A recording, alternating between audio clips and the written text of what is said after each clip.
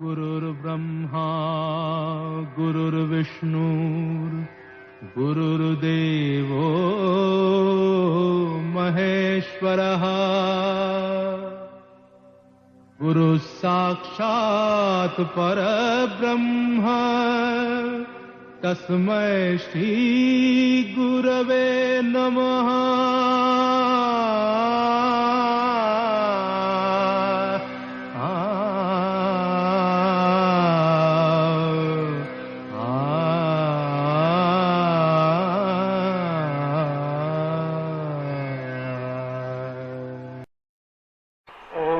শ্রী ভগবতী রামকৃষ্ণ। এই কথামৃত আপনারা সবাই পড়েছেন। কথামৃত প্রায় প্রতি পৃষ্ঠাতেই যে কথাটি আছে সেটা হলো ভগবান লাভই জীবনের উদ্দেশ্য। ঠাকুর বারবার ঘুরে ঘুরে এই একটি কথাই বলছে। আমরা মাস্টার মশাইয়ের কথা জানি। মাস্টারমশাই সেই যুগের ইউনিভার্সিটির কৃতি ছাত্র, নামকরা স্কুলের হেডমাস্টার।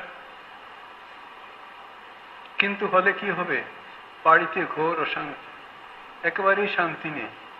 এত থাকা সত্ত্বেও এমন একটা সময় উপস্থিত হলো, ঠিক করলেন যে আত্মহত্যা ছাড়ার কোনো পথ নেই, এবং সেই সংকল্প নিয়ে তিনি বাড়ির থেকে বেরিয়ে এলেন। বেরিয়ে ঘুরতে ঘুরতে কোথায় যাবেন, যেতে যেতে উনি বরানগরে এলেন। তখন বরানগর কলকাতার মধ্যে ছিল না, দুর্গম জায়গায় যাওয়া, আর দক্ষিণেশ্বর তো আরোই। বরানগর গিয়ে একজন বন্ধুর সঙ্গে দেখা হলো, সিধু, ওই না কথামৃতে সবই আছে, সিদ্ধেশ্বর মজুমদার। ওর সঙ্গে ঘুরে ঘুরে ঘুরে ঘুরে তখন গঙ্গার পাড়ে নানা বাগান দেখছেন, একটার পর একটা হতে হতে সন্ধ্যা হয়ে গেছে প্রায়। তখন গেছেন দক্ষিণেশ্বরের বাগানে। দক্ষিণেশ্বরের নাম শুনেননি তখন মাস্টারমশাই, ঠাকুরের নাম শুনেননি, কালী মন্দির একটা শুনেছিলেন, আর এর বেশি কিছু নয়। তো ঘুরতে ঘুরতে গেছেন, গিয়ে সন্ধ্যা হয় সময় গিয়ে ঠিক ওরা ঠাকুরের ঘরের সামনেই দাঁড়িয়েছে। তার প্রথম ইমপ্রেশনই হলো, দেখবেন কথামৃততে আছে, তখন ঠাকুর তক্তপোষে বসে আছেন উপরে, আর নিচে সব ভক্তরা বসে আছেন। ঠাকুর ভগবানের কথা বলছেন। মনে হচ্ছে যেন শ্রী চৈতন্যদেব পুরীতে এই ভগবত কথা বলছেন, আর রামানন্দ পার্শ্বদরা সব অমৃত পান করছে। একটি স্বর্গীয় পরিবেশ। মনে হচ্ছে যেন সুখদেব স্বয়ং ভাগবত পাঠ করছেন, আর অন্যরা সব মুনি ঋষিরা সব বসে ভাগবত শুনছেন। এই হলো তার প্রথম ইমপ্রেশন। অবাক হয়ে দাঁড়িয়ে দেখলেন। তারপর আস্তে আস্তে আরতির ঘণ্টা পড়ল মন্দিরে, চলে গেলেন কালী মন্দিরে। ওখানে গিয়ে মন্দিরে আরতি শেষ হওয়ার পরে যখন ফিরে এসেছেন, তখন দেখছেন ঠাকুরের ঘরের দরজা ভেজানো, একজন ভেতরে ধুনো দিচ্ছে, আর একজন দাসী দাঁড়িয়ে আছে বাইরে। ওকে জিজ্ঞেস করলেন যে উনি ভেতরে কি এখন ধ্যান ট্যান করছেন? তো বললো, বাবা ওর ধ্যান কোথায়, সারাদিনই তো ওর ধ্যান, আলাদা ধ্যানের কিছু নেই। তখন জিজ্ঞেস করলেন, উনি কি খুব শাস্ত্র পড়েন, পড়াশোনা করেন? বলে, বাবা উনি পড়াশোনা, উনি নিজেই শাস্ত্র, মহিলা নিজেই বলছে। তা বললেন, তুমি আমরা ভেতরে যেতে পারি, একটু বলবে? বলে, বলবার দরকার নেই, এমনি যেতে পারবে। তো গিয়ে দেখছেন তখন ঠাকুর প্রায় অর্ধবাহ্য দশা, ঠিক মতো কথাবার্তা, অসংলগ্ন কথা, কিন্তু একটা কথা হলো খুব মনে নেই। তারপর বলছিলেন যে আবার এসো। ওই আবার এসো কথাটা কানে এমন লেগেছে যে যত এগিয়ে যাচ্ছেন, কোথায় আত্মহত্যার কথা ভুলেও গেছেন, যত এগুচ্ছেন ফিরে যাচ্ছেন, ততই মনে হচ্ছে যে কখন আসবো। এই করে করে করে কয়েকদিন পরে আবার এসেছেন। সেই দিন তখন সকালবেলা ঠাকুর কামাতে বসেছে। এই প্রথম ঠাকুর জিজ্ঞেস করলেন, তুমি কোত্থেকে এসেছো, কি করো ইত্যাদি, কারা আছে, এইরকম দু চারটা কথা হলো। তারপর আবার এসে বলছিলেন। যখন দ্বিতীয় দর্শনে এলেন, তখন ওকে জিজ্ঞেস করছেন, কে আছে, তোমার কি বিয়ে হয়েছে? তা উনি বললেন, হয়েছে। বুক ডিপ ডিপ করছে তখন। তা ঠাকুর বলছেন রামলালকে, যা বিয়ে করে ফেলেছে। তখন মাস্টারমশাই লজ্জিত হয়ে আছে। তার কিছুক্ষণ পরে বলছে, তোমার কি সন্তানাদি আছে? তা উনি বলছেন, আছে। এই করে করে হলো। তারপরে আস্তে আস্তে মাস্টারমশাই ঠাকুর বললেন, তা ভালোই হয়েছে, তোমার স্ত্রী জ্ঞানী না অজ্ঞানী? তা মাস্টারমশাই বললেন অজ্ঞান। ঠাকুর বললেন, আর তুমি জ্ঞানী?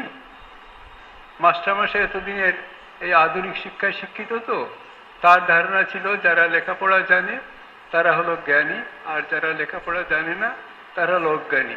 এই নতুন ধাক্কা খেলেন ঠাকুরের কাছে, নতুন কথা শুনলেন, তা যেটা তার আধুনিক এই বিজ্ঞানে নেই, পড়াশোনাতে নেই। শুনলেন যে যে যার ভগবানের বিশ্বাস আছে সে হলো জ্ঞানী, আর যে ভগবানকে মানে না সে হলো অজ্ঞানী। যাও, এর পরের দিন জিজ্ঞেস করছেন যখন আসছেন যে তোমার সাকারে বিশ্বাস না নিরাকারে বিশ্বাস? তা মাস্টারমশাই বলছেন আমার নিরাকারে বিশ্বাস। তো ঠাকুর বলছেন বেশ, তো একটাতে বিশ্বাস থাকলেই হলো। তবে এটি মনে করো না তোমার নিরাকারে বিশ্বাস বলে সাকার নেই। সেই খেলে উনি আরেকটি ধাক্কা। কখনো ওর যুক্তিতর্কে এই আধুনিক বিজ্ঞান বলে না যে দুটো সত্য, এখন নিরাকারও সত্য সাকারও সত্য। এই করে করে দেখবেন এই দ্বিতীয় অধ্যায়ে কথামৃতের এই 4টা জায়গাতে মাস্টারমশাইয়ের সঙ্গে ঠাকুরের কথোপকথন হলো। আমি বলি যে কথামৃতের কি নোট অ্যাড্রেস, এই 4টাতে উনি ঠাকুর যা বলবার ওকে বলে দিয়েছেন, এবং এইটাই সমস্ত কথামৃত ঘুরে ঘুরে ঘুরে ঘুরে আসছে। এর পরের বারই আসছেন, তখন মাস্টারমশাই ওকে জিজ্ঞেস করছেন এই ভগবানে কি করে ভক্তি হয়, ভগবানকে কি লাভ করা যায়? তখন 4টি কথা ঠাকুর বললেন। একটা বললেন যে তাকে লাভ করা যায়, কিসে লাভ করা যায়? তার নাম গুণগান, নির্জন বাস, সাধুসঙ্গ, সদসৎ বিচার। এই 4টি কথা এখানে সমস্ত কথা অমৃত, বারবারই এই প্রত্যেক পৃষ্ঠাতে ভগবান লাভই জীবনের উদ্দেশ্য। আর এই যতই ফষ্টি নষ্টি গল্প বলুন, ওই সুরটা হলো একটাই, যে এই 4টাতে ভগবান লাভ হয়। প্রথম বললেন তার নাম গুণগান। ভগবানের নাম গুণগান দু রকমের হয়। যারা জপাদি করেন তারাও ভগবানের নাম গুণগান করেন, আর এমনিও কীর্তনাদি নাম ভগবানের নাম গুণগান, ভগবানকে স্মরণ মনন করা হয়। সেই ভগবানের নাম গুণগান করতে করতে করতে করতে তার প্রতি একটা ভক্তি হয়, ভালোবাসা হয়।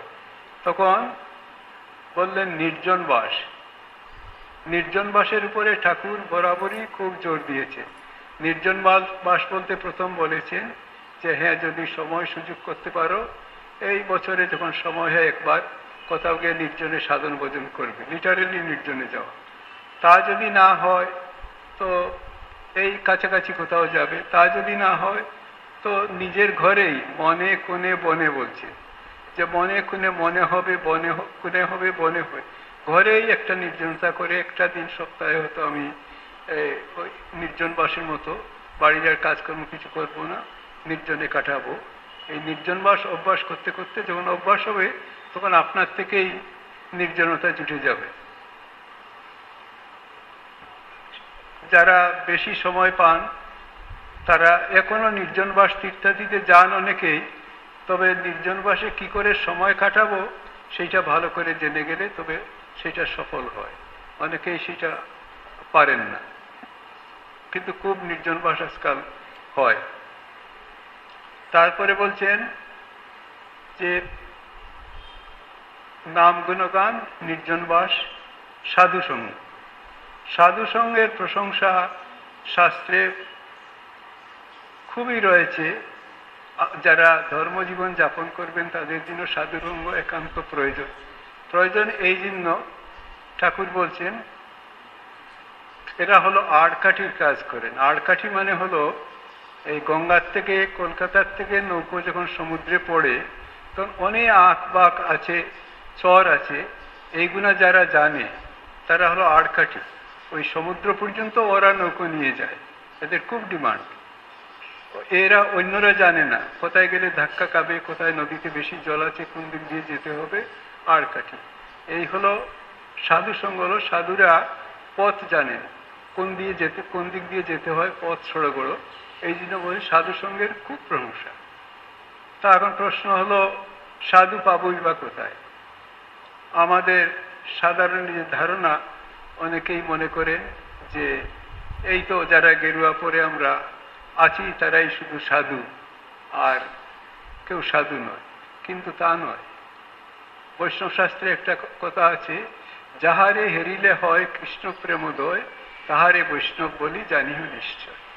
যে যাকে দেখলে ভগবানের প্রেম হয়, ভগবানের কথা মনে হয়, তাহারে বৈষ্ণব বলি জানিও নিশ্চয়। তিনি হলেন প্রকৃত সাধু। তিনি তাকে এই গেরুয়া নিতে হবে তেমন কোনো কথা নেই। কাজেই এই জাতীয় সাধু আছেন।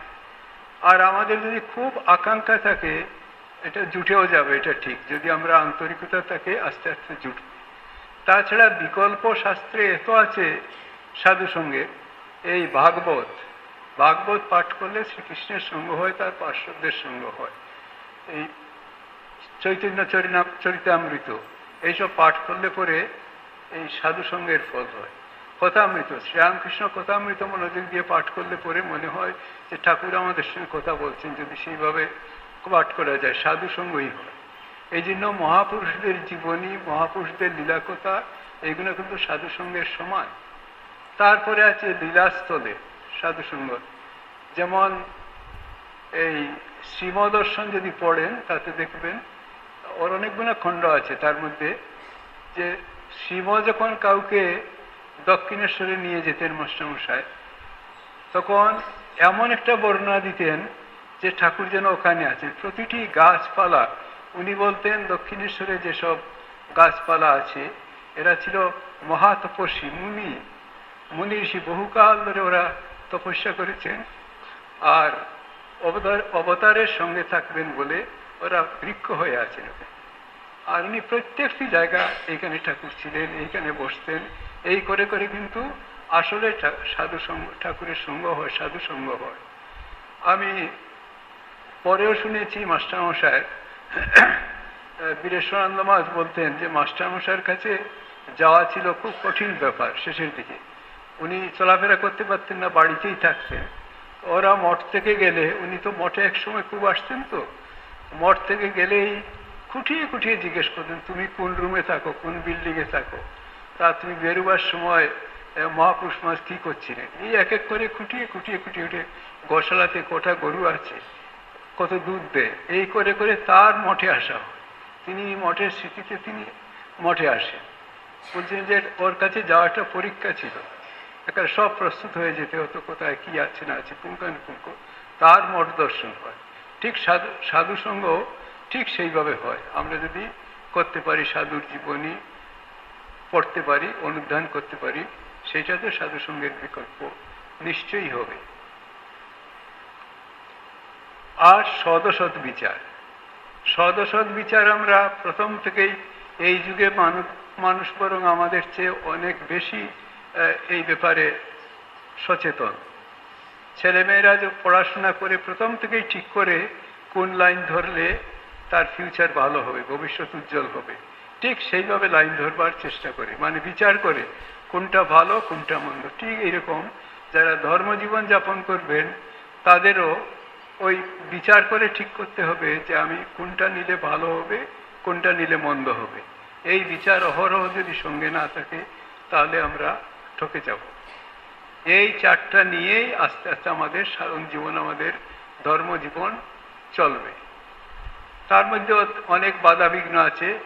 অনেকে মনে করেন, অনেকে জিজ্ঞেস করেন, তাহলে কি আমাকে সারাদিনই ভগবানের নাম করতে হবে? নিশ্চয়ই না। ভগবানের নাম এমনি অভ্যাস করতে করতে হবে। এই রামপ্রসাদের অপূর্ব একটা গান আছে, শয়নে প্রণাম গান, নিদ্রায় করো মাকে ধ্যান, নগর ফেরো মনে করো প্রদক্ষিণ সমামাকে। যত শুনো কর্ণপুটে সবই মায়ের বর্ণ বটে,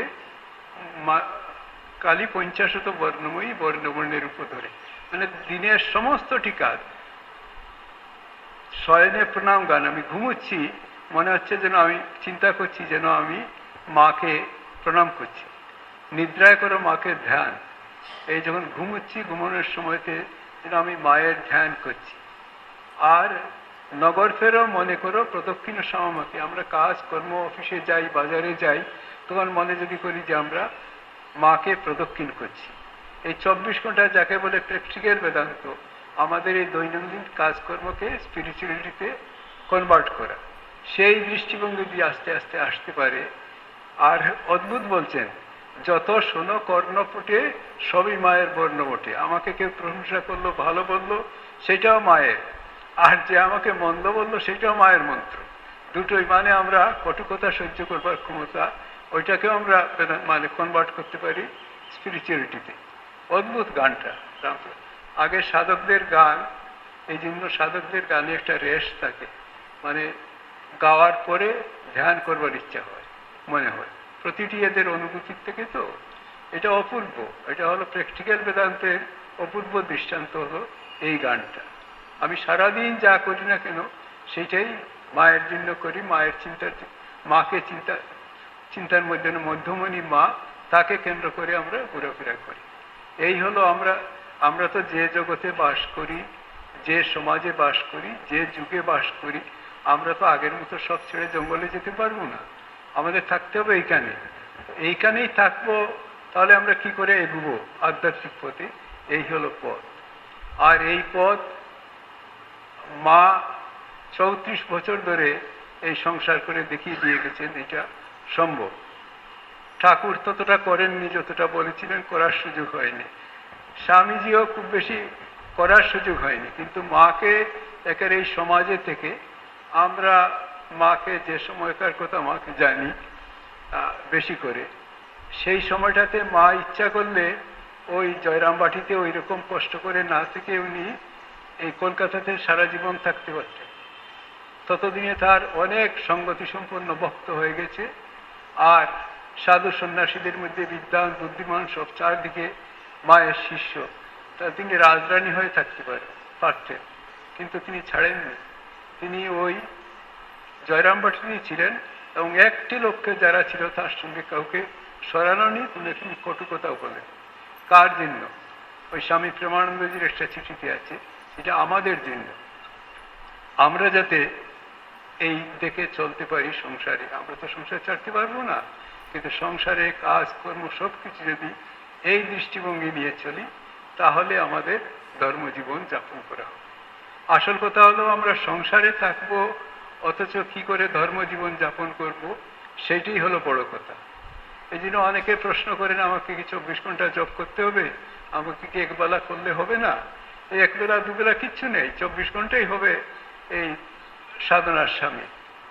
এবং এইটা আগে করেছেন বড়রা, আধ্যাত্মিক পুরুষ যারা, আর পরেও ওটা হয় বলেই তো আমাদের জন্য রেখে গেছে।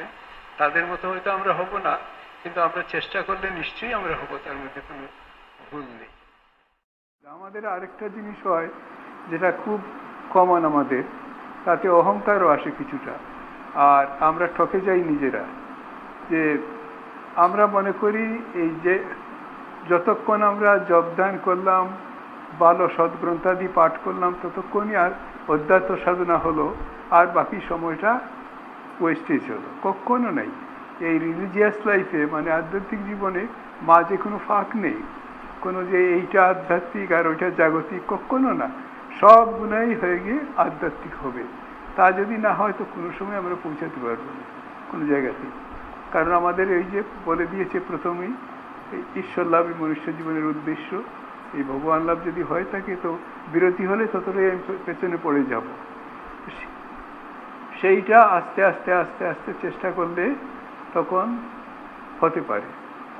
তার মধ্যে একটা প্রধান অন্তরায় আছে অহংকার, ভীষণ অন্তরায়। আমরা বুঝতে পারি না আমাদের অহংকার। তা খুব সুন্দর একটা কাহিনী আছে, অনেকেই জানার কথা কাহিনীটা, যে বিশ্বামিত্র ঋষি। বিশ্বামিত্র কঠোর তপস্যা করছেন দীর্ঘকাল ধরে। বিশ্বামিত্র ছিলেন রাজর্ষি, রাজা ছিলেন তো, কিন্তু তিনি হবেন ব্রহ্মর্ষি। তার জন্য সেই কঠোর সাধনা, নানাভাবে সারা জীবন সাধনা করেছেন। একটা সময় তো এমন হলো, তার এই কঠোর সাধনা দেখে সব মুনি ঋষিরা বলতে শুরু করলেন, দুনিয়া শুদ্ধ লোক বলতে শুরু করলেন যে তিনি ব্রহ্মর্ষি হয়েছেন। কিন্তু বশিষ্ঠ কখনো, যখনই দেখা হয় বশিষ্ঠর সঙ্গে, তখন বশিষ্ঠ হলে এসো রাজর্ষি বলে তাকে জড়িয়ে ধরেন। আর উনি জানেন যে বশিষ্ঠ না বলা পর্যন্ত যে যতই বলুক না কেন ওতে কোনো কাজ হবে না। ওই যে বলে না যে আমি মন্ত্র বইয়েতে দেখতে পারি, মন্ত্র আজকাল বইয়েতে পাওয়া যায়, তন্ত্রতে পাওয়া যায়, কিন্তু ওই ঠিক প্রপার মানুষের কাছ থেকে যদি না শোনা হয় তাহলে ওই মন্ত্র বিশ্বাস হবে না, কাজে লাগবে না। সেইটা উনি ভালো করে বিশ্বামিত্র বুঝেছিলেন যে যে যাই বলুক ওই বশিষ্ঠ না বলা পর্যন্ত ওটা হবে না। তারপর হয়রান হয়ে হয়ে হয়ে কোনো মতে এই বশিষ্ঠ, যতবারই বশিষ্ঠর সঙ্গে দেখা হয় তিনি বলেন এসব রাজর্ষি। তাই একবার ঠিক করলেন যে আর হবে না, তখন তাকে যে এই বশিষ্ঠকে তিনি হত্যা করবেন। তা একদিন এরকম চুপে চুপে সন্ধ্যার সময় বশিষ্ঠর কুঠিয়াতে গেছে, গিয়ে দেখেন বশিষ্ঠ ধ্যান করছে। তো দীর্ঘকাল তপস্যা করে এই বুদ্ধিটুকু হয়েছে যে যখন মানুষ ভগবানের নাম নিচ্ছে তখন তাকে হত্যা করতে নেই, কাজে চুপ করে পেছনে অন্ধকারে দাঁড়িয়ে আছে। অনেকক্ষণ পরে বশিষ্ঠর ধ্যান ভাঙল। তার ধ্যান ভাঙতে উনি আর তাকাননি, উনি এই চোখ বুঝেই তার স্ত্রীকে বলছেন যে আমার বড় খিদে পেয়েছে, তা একটু কিছু খাওয়ার দিতে পারো? তা তার স্ত্রী নিয়ে এসেছেন কতগুলো শুকনো ফল, এনে দিয়েছেন যে এই আছে কুঠিয়াতে। তখন এই ফলগুনা দেখে বশিষ্ঠ বলছেন যে এই শুকনো ফল একটু সঙ্গে একটু নুন দিতে পারো? তা উনি বলছেন যে আমাদের কুঠিয়াতে নুন নেই। তখন বশিষ্ঠ বললেন দেখো পাশের কুঠিয়াতে বিশ্বামিত্র থাকে, তার ওখান থেকে চেয়ে নিয়ে আসো। ব্যাস, ইনি খেপে গেছেন, বলছেন আমার শতপুত্রকে হত্যা করেছে যে লোকটি, তার কাছ থেকে আমি নুন চেয়ে নিয়ে আসবো, কখনো হতে পারে না। তখন বশিষ্ঠ বলছেন যে না, দেখো এই বিশ্বামিত্র তপস্যা করে করে তার সেই সব ভাব চলে গেছে, এখন তার সেই সব ভাব নেই। আর সে ওই পেছনে দাঁড়িয়ে এইসব কথা শুনছে। তখন এসে সে সাষ্টাঙ্গ প্রণাম করে ওর সামনে পড়েছে, যে বশিষ্ঠর সামনে। কিন্তু বশিষ্ঠ তখনও তাকে উপদেশ দিলেন না। বশিষ্ঠ বললেন যে তুমি বাসুকীর কাছে যাও উপদেশের জন্য। তখন ওই বশিষ্ঠর কথাতে তার এক বিশ্বাস এসেছে, কাজেই সে বাসুকীর কাছে গেল। গিয়ে বাসুকীকে বলেছে যে আমাকে আপনি তত্ত্ব উপদেশ করুন, আমাকে বশিষ্ঠ পাঠিয়েছে। বাসুকী বলছে তুমি খেপেছ, এই আমার মাথাতে সমস্ত পৃথিবীর ভার, আমি এক সেকেন্ড কোথাও দাঁড়াতে পারি? ওটা রেখে সুস্থির দাঁড়াতে পারি? কখনো হতে পারে না। তখন ও বলছে দেখুন আমার 30 বছরের তপস্যার ফল আছে, আমি 10 বছরের তপস্যার ফল দিয়ে দিলাম, তাতে হবে কি একটা নিচের থেকে একটা স্তম্ভ বেরোবে, আপনি স্তম্ভের উপরে পৃথিবীতে একটু সময় রেখে আমাকে উপদেশ করুন। তাহলে ব্যস্ত তো সে তার 10 বছরের তপস্যার ফল দিল, সঙ্গে সঙ্গে সত্যি একটা স্তম্ভ নিচের থেকে উঠল। কিন্তু বাসুকী যেই পৃথিবী রাখতে গেছেন স্তম্ভটা নামতে শুরু করলো, তখন সে আরো 10 বছর দিল, আরো 10 বছর, 30 বছর নিঃস্ব হলো। যখন নিঃস্ব হয়ে গেল একেবারে আর কিচ্ছু নেই, তখন ওই বুঝতে পারলো যে অহংকারে হবে না। তখন বাসুকী তাকে বললেন যে তুমি বশিষ্ঠর কাছে যাও। তখন তার শ্রদ্ধা বিশ্বাস ফিরে এসেছে যে ওই আর তর্ক করেনি। বাসুকী বলাতে ওখানে গিয়ে বশিষ্ঠর কাছে গেল। বশিষ্ঠ দেখা হতেই তাকে আলিঙ্গন করে বলছেন এসো ব্রহ্মর্ষি। এই যে একটু অহংকার ছিল তাতেও তার হলো না। আমরা সবাই ধর্মজীবন যাপন করতে চাই, কিন্তু আমাদের অনেকেরই ধর্ম সম্বন্ধে সুস্পষ্ট ধারণা নেই, সেটা আমরা বুঝতে পারি না। আমরা অনেকেই মনে করি এই ব্রত উপবাস, তীর্থে যাওয়া, সময় সুযোগ মতো দান দক্ষিণা করা, পূজা পার্বণ বাড়িতে যেগুলো হয়, সমাজে যেগুলো হয় সেগুলো পালন করা, সেইটাই হলো ধর্ম। আর যারা এইগুলা পালন করেন তারা হলেন ধার্মিক, বাকিরা হলে অধার্মিক। আসলে তা নয়, এটা হলো ধর্মের বহিরঙ্গ, এটা ধর্মের কথা নয়, একেবারে বহিরঙ্গ।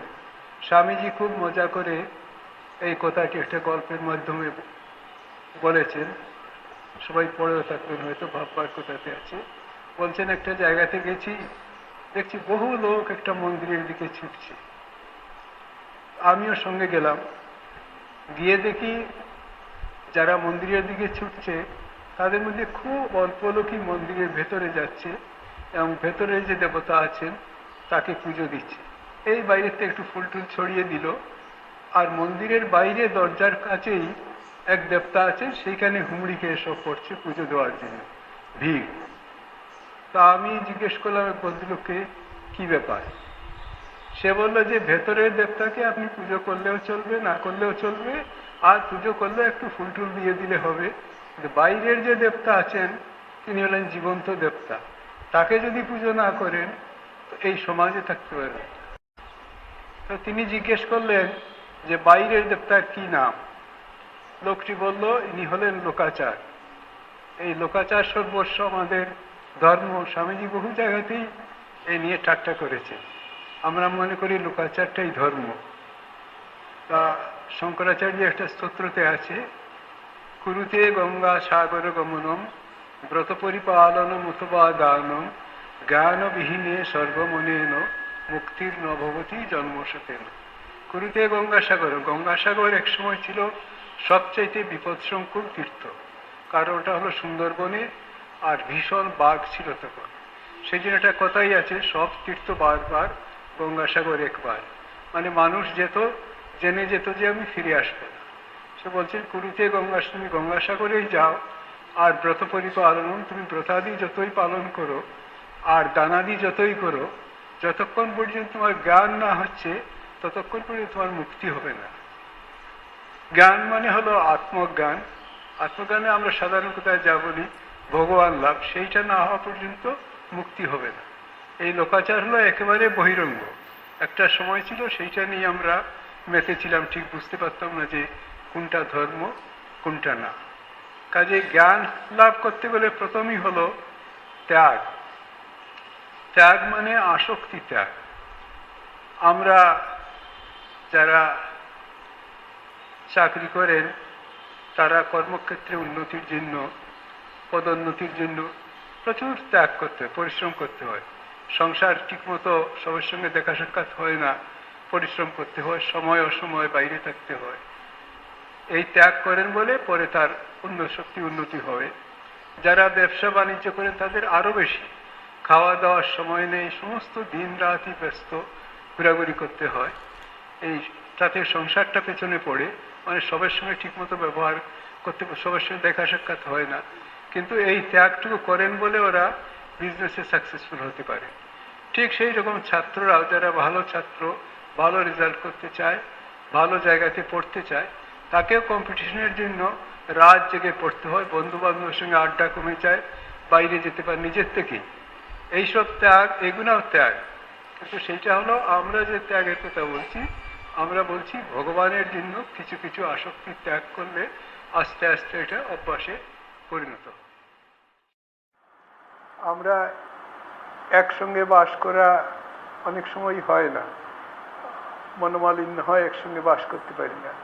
ওই মা ছোট নবতে কতজনকে নিয়েছিলেন, আর কত রকমের, কতজনের কত আবদার, কখনো কাউকে বিরূপ করেন বা কোনো অভিশাপ দেননি, কখনো কোনো বিরক্তিও প্রকাশ করেন। তিনি নবতে, যেমন আমি তো বলি ঠাট্টা করে যে কলকাতা যদি যান দেখবেন মা যেসব জায়গাতে ছিলেন ওই জায়গা বেশি খুঁজে বের করার দরকার হয় না। সবচেয়ে ছোট যে রুম সেটা হলো মায়ের। এই দক্ষিণেশ্বরেও তাই, কাশীপুরেও তাই, এই শ্যামপুকুর বাড়িতে তো আরো 3 তলা বাড়ি, তার চিলেকুটা। কাজে মা ছিলেন সবচাইতে ছোট রুমে, অথচ উনি নির্বিবাদে এই ভক্তদের নিয়েছিলেন, ঠাকুরের সেবা করেছেন। সেগুলো তো তার জন্য নয়, সেগুলো হলো আমাদের জন্য। আমরা এখন একসঙ্গে বাস করতে পারি না, আলাদা আলাদা থাকা অভ্যাস হয়ে গেছে।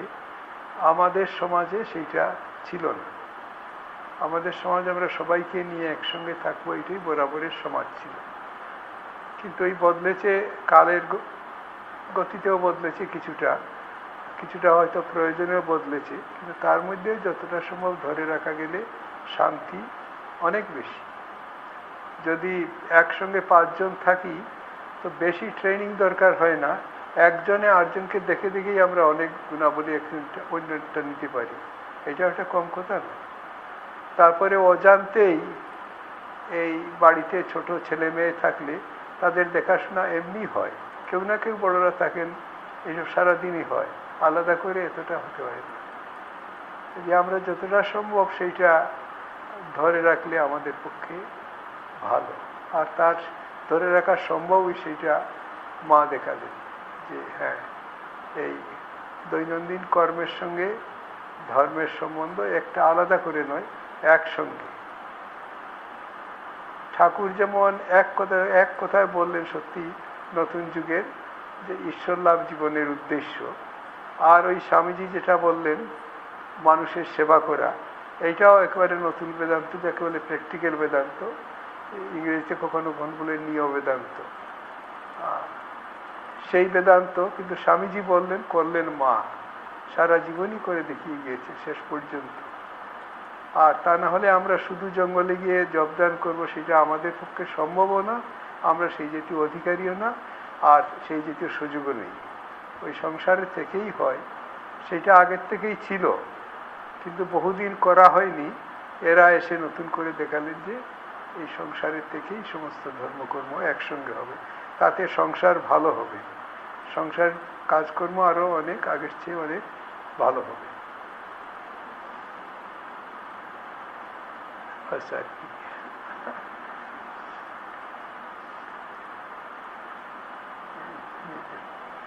আর কিছু দরকার নেই।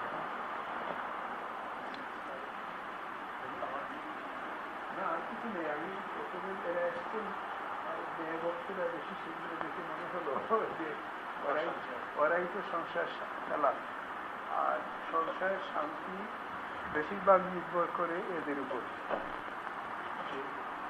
বেশিরভাগই নির্ভর করে এদের উপর। জাপানে এখনো কিন্তু জয়েন্ট ফ্যামিলি আছে, প্রায় সব জায়গাতেই উঠে গেছে, নেই, কিন্তু জাপানে এখনো আছে। আর আমি কিছুদিন আগে ওকে বলছিলাম, আমি একটা ফ্যামিলি দেখেছি, এরা ইন্ডিয়ারই, এই বেলুড় থেকে বালির থেকে ওরা গেছেন আমেরিকাতে আছে। ওদের বড় যারা ছিলেন বাড়িতে সবাই নির্বাণানন্দ মহাজের দীক্ষিত, আর এখন নতুন যারা আছেন ওখানকার ওই যেখানে থাকেন ওরা হলিউডের স্বামীজির দীক্ষিত।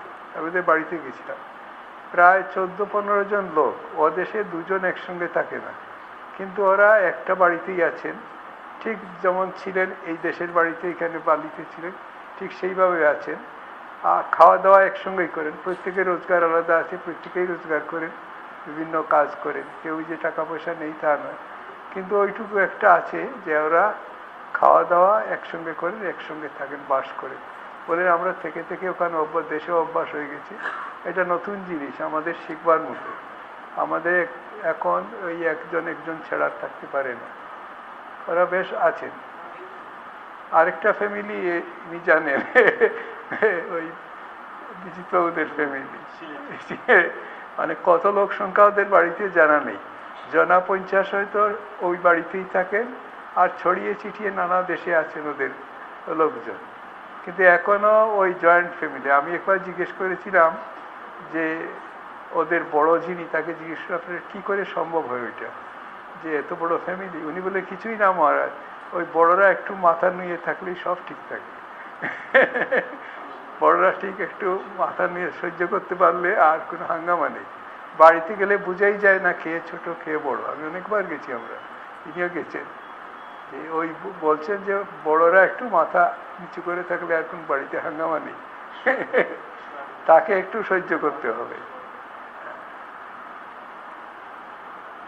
আমি আরেকটা ফ্যামিলি দেখি যেটা খুব এক্সেপশন, এই ব্রাজিলে, অদ্ভুত বিশাল ফ্যামিলি। ওদের বাড়িতে কেউ অ্যাম্বাসেডার আছে, কেউ, তো ওরা হলো 3 ভাই 2 বোন, আর মা আছেন, বাবা মারা গেছে। ওরা প্রায় 10 একরের মতো একটা জমি নিয়ে শহরে একটু বাইরে ওদের বাড়ি আছে, প্রত্যেকের আলাদা বাড়ি, এর ভেতরেই একসঙ্গেই থাকে, আলাদা বাড়ি। আর সপ্তাহে বোধহয় মঙ্গলবার আছে বা কি একটা বার আছে, ওরা ওই সবাই মায়ের সঙ্গে একসঙ্গে খান, অন্তত 30-40 জন লোক হয় ওদের, নানা জায়গাতে থাকেন, কেউ গভর্নমেন্ট কোয়ার্টারে থাকেন, কিন্তু ওই একসঙ্গে এখানে এসে মায়ের সঙ্গে সবাই একসঙ্গে খান। আমরা দুদিন ছিলাম ওখানে, দেখে খুব ভালো লাগলো। ও দেশের লোক, ওই দেশের লোক, অদ্ভুত। ওরা কি করে করে এই রামকৃষ্ণ মিশন মহারাজের সঙ্গে পরিচয় হয়েছিল, হয়ে খুব চমৎকার। মহিলা কোনো মহারাজরা গেলে নিজেই ছোট ছেলের সঙ্গে এয়ারপোর্টে যান রিসিভ করতে, কিন্তু বললেন যে আমি সি অফ করতে যেতে পারি না, আমার তো কখনো উনি বিদায়ের সময় যান না, আমি সি অফ করতে পারি না। আমার খুব ভালো লাগলো দেখে ও দেশে নতুন। কাজেই সম্ভব, এটা সম্ভব নয় যে তা না, একটু সহ্য শক্তি থাকলে তার অনেক মানে ভালো ফলও আছে। অন্যদিকে ধর্মজগতের ছাড়াও কার হয়তো একটি মেয়ে আছে, স্বামী স্ত্রী কাজ করে, হয়তো রিটায়ার করেছেন, মেয়ে পড়াশোনা করে, কোথাও যেতে গেলে মেয়েকে কোথায় রাখবে? যদি জয়েন্ট ফ্যামিলি থাকে তাহলে কোনো সমস্যা নেই, ওখানে থাকবে, এর মধ্যে কোনো প্রশ্নই আসে না। এইসব আমরা ভুলে গেছি, এই জন্য বেশি হয়েছে। ঠিক আছে,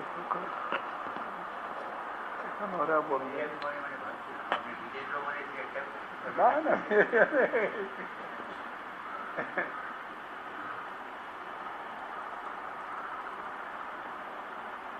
জাপানের সমস্যা অন্যরকম। ওরা 100 বছরের বেশি অনেক লোক হয়ে গেছে, কিন্তু ওদের বাড়ি থেকে ওদের কখনো ফেলে দেয় না।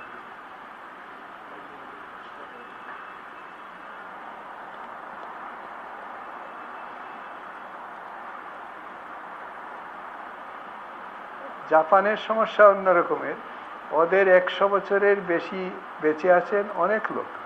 এই কিছুদিন আগে 113 বছরে একজন মারা গেলেন। 100 বছর পর্যন্ত ওরা দেশের থেকে একা একাই ঘুরতে আমেরিকা যান। আর ওদের হলো সম্পত্তি বোধহয় বড় ছেলে, এখন নতুন অ্যাক্ট হচ্ছে, সবাই ভাগ করে পাবে। তো সমস্যা হলো যিনি 100 বছর বয়স হয়েছে তাকে অন্তত 4টা জেনারেশন সঙ্গে মানিয়ে চলতে হয়, নাতি পর্যন্ত হয়ে গেছে। এটা একটা অসুবিধা আছে ঠিকই, একজনের বয়স 100 বছর, একজনের হয়তো 10 বছর, তাকে এতগুলো মানিয়ে চলতে হয়। হ্যাঁ, মানিয়ে নিচ্ছে, মানে ওরা 2 রকমের বিকল্প, একটা মানিয়ে নিচ্ছেন, আর একরকমের করেছেন কি ওরা কিছু লোক অন্তত ঠিক করেছেন যে যদি 2000 মাইল দূরে থাকে, ইচ্ছা করলেও তো রোজ আসতে পারবে না। এই জন্য কাজকর্ম যখন করেন তখন কিছু বন্ধু বান্ধব একরকমের এক মানসিকতা আছে, ঠিক করে নিচ্ছেন, তারা একসঙ্গে বাস করেন, প্রত্যেকের সঙ্গে রোজ দেখা হয়। নতুন একটা সমাজ, এটা ওল্ড এজ হোম নয়। ওরা বলছে ছেলের সঙ্গে কালে বদলে দেখা হবে, 2000 মাইল দূরে থাকে, এদের সঙ্গে এরা প্রত্যেকেই অবসর, আড্ডা দেওয়া যাবে রোজই। এই জন্য একটা সোসাইটির মতো ওদের আছে, বাড়ি একসঙ্গে করার অনেক জায়গাতে হয়েছে, চেষ্টা করছে। কাজে বাঁচলেও সমস্যা আছে।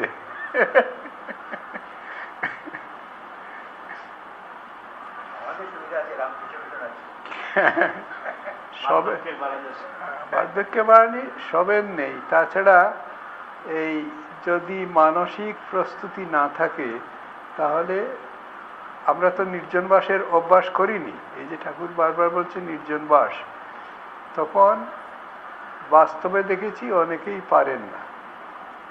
এই কাশী সেবাশ্রমে ও জায়গা পেয়েছেন, কিন্তু শেষ পর্যন্ত থাকতে পারেন না।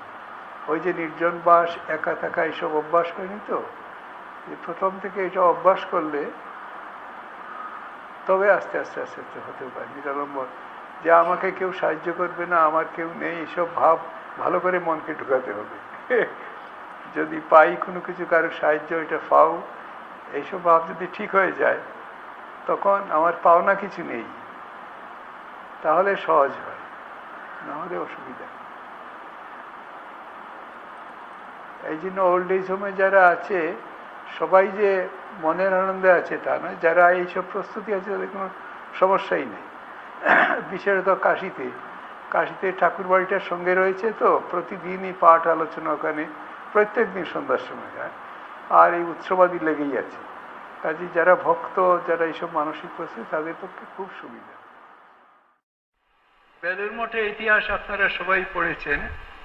এটা বেলুড় মঠ প্রথম ঠাকুর যখন অসুস্থ হলেন, কলকাতায় কাশীপুরে আছেন, তখনই তিনি এই সংঘের রূপ তৈরি করতে শুরু করলেন। দুটো দল তৈরি করলেন উনি, একদল তার ত্যাগী শিষ্য আর একদল তার গৃহী শিষ্য। আমাদের দুর্ভাগ্য, আমরা অনেকেই গৃহী শিষ্য, গৃহী ভক্তরা আপনারা মনে করেন আমরা গৃহী, আমরা কি করব, এই আপনারা সন্ন্যাসী করবে। কি উজ্জ্বল দৃষ্টান্ত এই রামকৃষ্ণ বিবেকানন্দ আন্দোলনের মধ্যে গৃহীদের রয়েছে, এখনো আছে। বহু ভক্তকে জানতাম, জানি। আর ঠাকুরের যুগের থেকে শুরু করে এই বলরাম বাবু, মাস্টারমশাই, গিরিশবাবু, সুরেন্দ্র মিত্র, এরা যদি না থাকতেন কোথায় সঙ্গ থাকতো? এই ঠাকুর প্রথম থেকেই গুছিয়ে একদল ত্যাগী, একদল গৃহী ভক্তকে।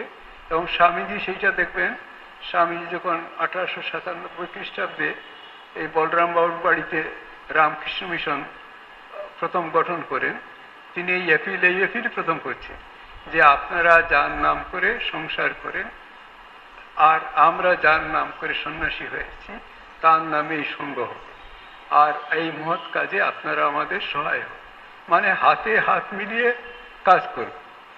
সেইটা কিছুটা মাঝে ভাটাও পড়েছিল।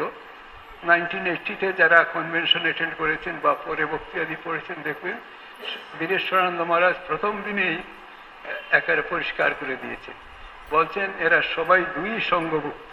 ঠাকুর কিন্তু তাই করে গেছেন, সঙ্গের দুটি অঙ্গ, এরা রামকৃষ্ণ সঙ্গের অঙ্গ। কাজেই যে শুধু আমাদের একটা ধারণা ছিল সন্ন্যাসীর অঙ্গ, তা নয়। সন্ন্যাসী, গৃহী সব নিয়ে হলো এই মুভমেন্টটা। এবং স্বামীজি এদের সবের সহায়তা চাইছেন, এবং এরা আছেন বলেই এখন পর্যন্ত এই রামকৃষ্ণ বিবেকানন্দ মুভমেন্ট চলছে। আছেন নয় শুধু, উজ্জ্বল দৃষ্টান্ত ঠাকুরের গৃহভক্তদের তো আছেই, তাছাড়া এখনকার যুগেও যদি ভালো করে খুঁজেন দেখবেন যে বহু গৃহভক্ত আছেন যাদের দৃষ্টান্ত অনুকরণীয়। আমরা কজন সাধু, এই সমস্ত আশ্রমগুলো সমস্ত পৃথিবীতে চলে, এই ভক্তরাই মদত দেন বলে চলে। ভক্তদের একটা দায়িত্ব আছে এখন, যে দায়িত্বটা হলো যে আমি এইভাবে সেইটা জীবনে যে যত পরিবর্তন দেখাতে পারবে তিনি তত সাকসেসফুল হবে। এইটা মনে থাকলে তার ওই কাজ আর কাজ মনে হবে না, তখন উপাসনা হবে। যাই হোক, কাশীপুরে ঠাকুর সেইভাবে করে তো উনি সরে পড়লেন, স্বামীজিকে সব বলে গেলেন সূত্রাকারে কি হবে না হবে। স্বামীজি একটা একটা করে ওদের শরীর যাওয়ার পরে, ঠাকুরের শরীর যাওয়ার পরে ওরা গেলেন বরানগর মঠে কঠোর তপস্যা করলেন, তারপরে গেলেন আলমবাজারে, তারপরে এলেন গঙ্গার এই পারে নীলাম্বরবাবুর বাড়িতে, তারপর বেলুড় মঠ হলো অনেক করে। তা বেলুড় মঠ যখন হলো, আপনারা জানেন ঠাকুর এক সময় স্বামীজিকে বলেছিলেন, তখন নরেন্দ্রনাথ দত্ত ছিলেন তিনি, নরেন আমাকে কাঁধে করে নিয়ে যেখানে রাখবে আমি সেইখানে থাকবো। নীলাম্বরবাবুর বাড়িতে ঠাকুরের বর্ষাস্তি ছিল। যেদিন প্রথম এই বেলুড় মঠের জমিতে ঠাকুরের পূজা হলো, তখন স্বামীজি ওই কীর্তন করতে করতে, ওটা স্বামী শিষ্য সংবাদে খুব সুন্দর ডেসক্রিপশন আছে, কাঁধে করে নিয়ে এলেন। আমরা এখন মনে করি যে ওখান থেকে এখানে এসেছেন তেমন আর কি, কিন্তু ওই জায়গা ছিল জঙ্গল, রাস্তায় ছিল কয়েকটা পুকুর, একটা খাল। এই দুর্গম জায়গা নিরামবর্তী বেলুড় মঠে আসা। ওরা প্রসেশন করে এলেন, স্বামীজি পুজো করলেন, স্বামীজি সেই দিন ঠাকুরকে পায়েস নিবেদন করলেন, তারপরে তার প্রতিজ্ঞার কথা মনে করিয়ে দিলেন যে তুমি বলেছিলে আমি তোমাকে কাঁধে করে যেখানে নিয়ে আসবো সেইখানেই থাকবে। তো আমি বলি আর একটু, যে স্বামীজি এই কথা বলে নিজেও ফাঁদে পড়ে গেছেন, কারণ ঠাকুরকে রেখে উনিও জায়গা ছাড়তে পারছেন না। তা ঠাকুরও আছেন, স্বামীজিও আছেন, মা আছেন, ঠাকুরের পার্শ্বদরাও আছে। আর তার প্রমাণ আমি বলি, আপনারা অনেকে পড়ে থাকবেন, স্বামীজি যখন বেলুড় মঠের মন্দিরের নকশা করালেন স্বামী বিজ্ঞানানন্দজিকে দিয়ে, তখন বললেন যে আমারও কতগুলো আইডিয়া আছে, আমি সেইগুলো দিচ্ছি, আর তুমি এই সব মিলে একটা নকশা তৈরি করো। তো বিজ্ঞান মহারাজ এইসব খেটে খুঁটে একটা নকশা তৈরি করলেন। স্বামীজি অ্যাপ্রুভ করার পরে স্বামীজি বললেন, প্রসঙ্গ ছাড়াই হঠাৎ বললেন, এই মন্দির যখন হবে আমি এই চর্মচক্ষে দেখবো না, কিন্তু উপর থেকে দেখবো। তা বিজ্ঞান মহারাজ বলছে না, তোমাকে এসে দেখতে হবে। তা মন্দির হলো, মন্দির হওয়ার পরে এই 1938-এ 14ই জানুয়ারি মকর সংক্রান্তিতে মন্দির প্রতিষ্ঠা হলো। তা একজন প্রাচীন মহারাজ বলছিলেন যে আমরা পুরনো ঠাকুরঘর থেকে ওরা প্রশাসন করে নতুন মন্দিরে গেলেন, ঠাকুর বসানো হলো। তারপর যখন বিজ্ঞান মহারাজ ঘরে এলেন, তাকে জিজ্ঞেস করা হয়েছিল যে স্বামীজি কি এসেছিলেন?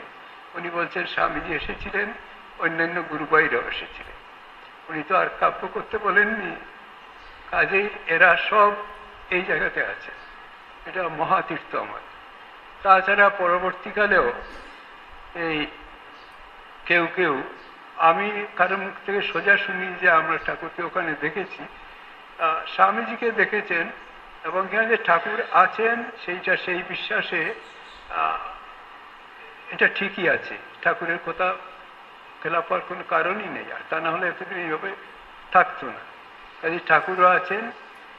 আমি একটা ঘটনার কথা জানি, স্বামী জ্যোতিষ্বরানন্দ মহারাজ নাম শুনে থাকবেন, উনি আমাদের ভাইস প্রেসিডেন্ট ছিলেন। তখন শঙ্করানন্দ মহারাজ মোটে খুব অসুস্থ, ওকে দেখতে, উনি ব্যাঙ্গালোর থাকতেন, ব্যাঙ্গালোর উনি বেশ কদিন আগেই মোটে এসে আছেন। তারপর শঙ্করানন্দ মহারাজের শরীর গেছে, শেষ রাত্রে হবে। আমি ওকে গিয়ে, মহারাজ উনি মংস কোয়ার্টারে থাকতেন, ওর ঘরে কয়েকবার নক করেছি খবরটা দেওয়ার জন্য। তা উনি অনেকক্ষণ বাদে দরজা খুলে যখন আমি বললাম, তখন যেন ঠিক কথা বুঝতে পারছেন না আমি কি বলছি। যাক, কিছুক্ষণ পরে হলো, আমি বললাম এরকম শঙ্করানন্দ মহারাজ শরীর গেছে। 2-3 দিন পরে বলছিলেন আমাকে যে জানো, সেদিন আমি রাত্রে স্বপ্ন দেখছিলাম যে রাজা মহারাজ মঠে পায়চারি করছেন, আর আমরা সব ব্রহ্মচারীরা ওর সঙ্গে যেমন তখন পায়চারি করতো, আমরা সবাই মিলে ওর সঙ্গে পায়চারি, খুব আনন্দ হলো। বহুদিন পর রাজা মহারাজকে এইরকম দেখলাম। এখন বুঝতে পারলাম যে উনি এসেছিলেন ওই স্বামী শঙ্করানন্দজিকে নিয়ে যাওয়ার জন্য। শঙ্করানন্দজি ওর প্রাইভেট সেক্রেটারি ছিলেন। তা এরা যে ওখানে আছেন, এর মধ্যে বিন্দুমাত্র ভুল নেই। সেই বোধ নিয়ে যদি তীর্থ দর্শন হয়, নিশ্চয়ই। আমি বলছিলাম আজকে এক মহারাজের কথা, খুব মজা করে। সেই মহারাজ খুব সরল মহারাজ ছিলেন, আমাদের ডিসপেন্সারিতে কাজ করতেন দীর্ঘদিন, সারা জীবনই দেখেছি ডিসপেন্সারিতে কাজ করা। শেষের দিকে যখন আর পাচ্ছিলেন না, তখনই রিটায়ার করতেন। তো মাঝে মাঝে এসে আমাদের ওখানে বসতেন, আমরা সন্ধ্যার সময় যখন আড্ডা দিতাম। আমি একদিন ওকে বললাম যে মহারাজ দেখুন, তখন আমি বীরেশ্বরানন্দ মহারাজের সঙ্গে আছি, তখন প্রেসিডেন্ট মহারাজ এখানে এত ভক্ত আসে, উনি সময় দিতে পারেন না প্রত্যেককে আলাদা করে। আর ভরত মহারাজের ওখানেও সেই অবস্থা। তো আপনি তো পুরনো সাধু, ঠাকুরের পার্শ্বদের অনেককে দেখেছেন, তো আপনি তো বসেনি, আমাদের এখানে আসেন, আমি ভক্তদের বলবো আপনাকে প্রণাম করে যাবে, আর আপনি একটু একটু বলবেন। তাই কিছুক্ষণ চুপ করে থেকে আমাকে বললেন, আচ্ছা তুমি মঠ বাড়ির স্বামীজির আম গাছটা দেখেছো? আমি দেখেছি। ওটা আমার চেয়ে সিনিয়র। খুব মজার এইসব সাধু ছিল, অদ্ভুত সাধু সব মঠে যারা দেখেছি, খুব চমৎকার সাধু সব দেখেছি। আমি একজন সাধু সম্বন্ধে, এই হলো আমাদের মঠের ধারা। আমি বললাম বাকিটুকু আর কাজকর্মে যাচ্ছি না, কাজে ভিত্তি কত দৃঢ় সেই কথা বলবার জন্য আমি এইটুকু বললাম।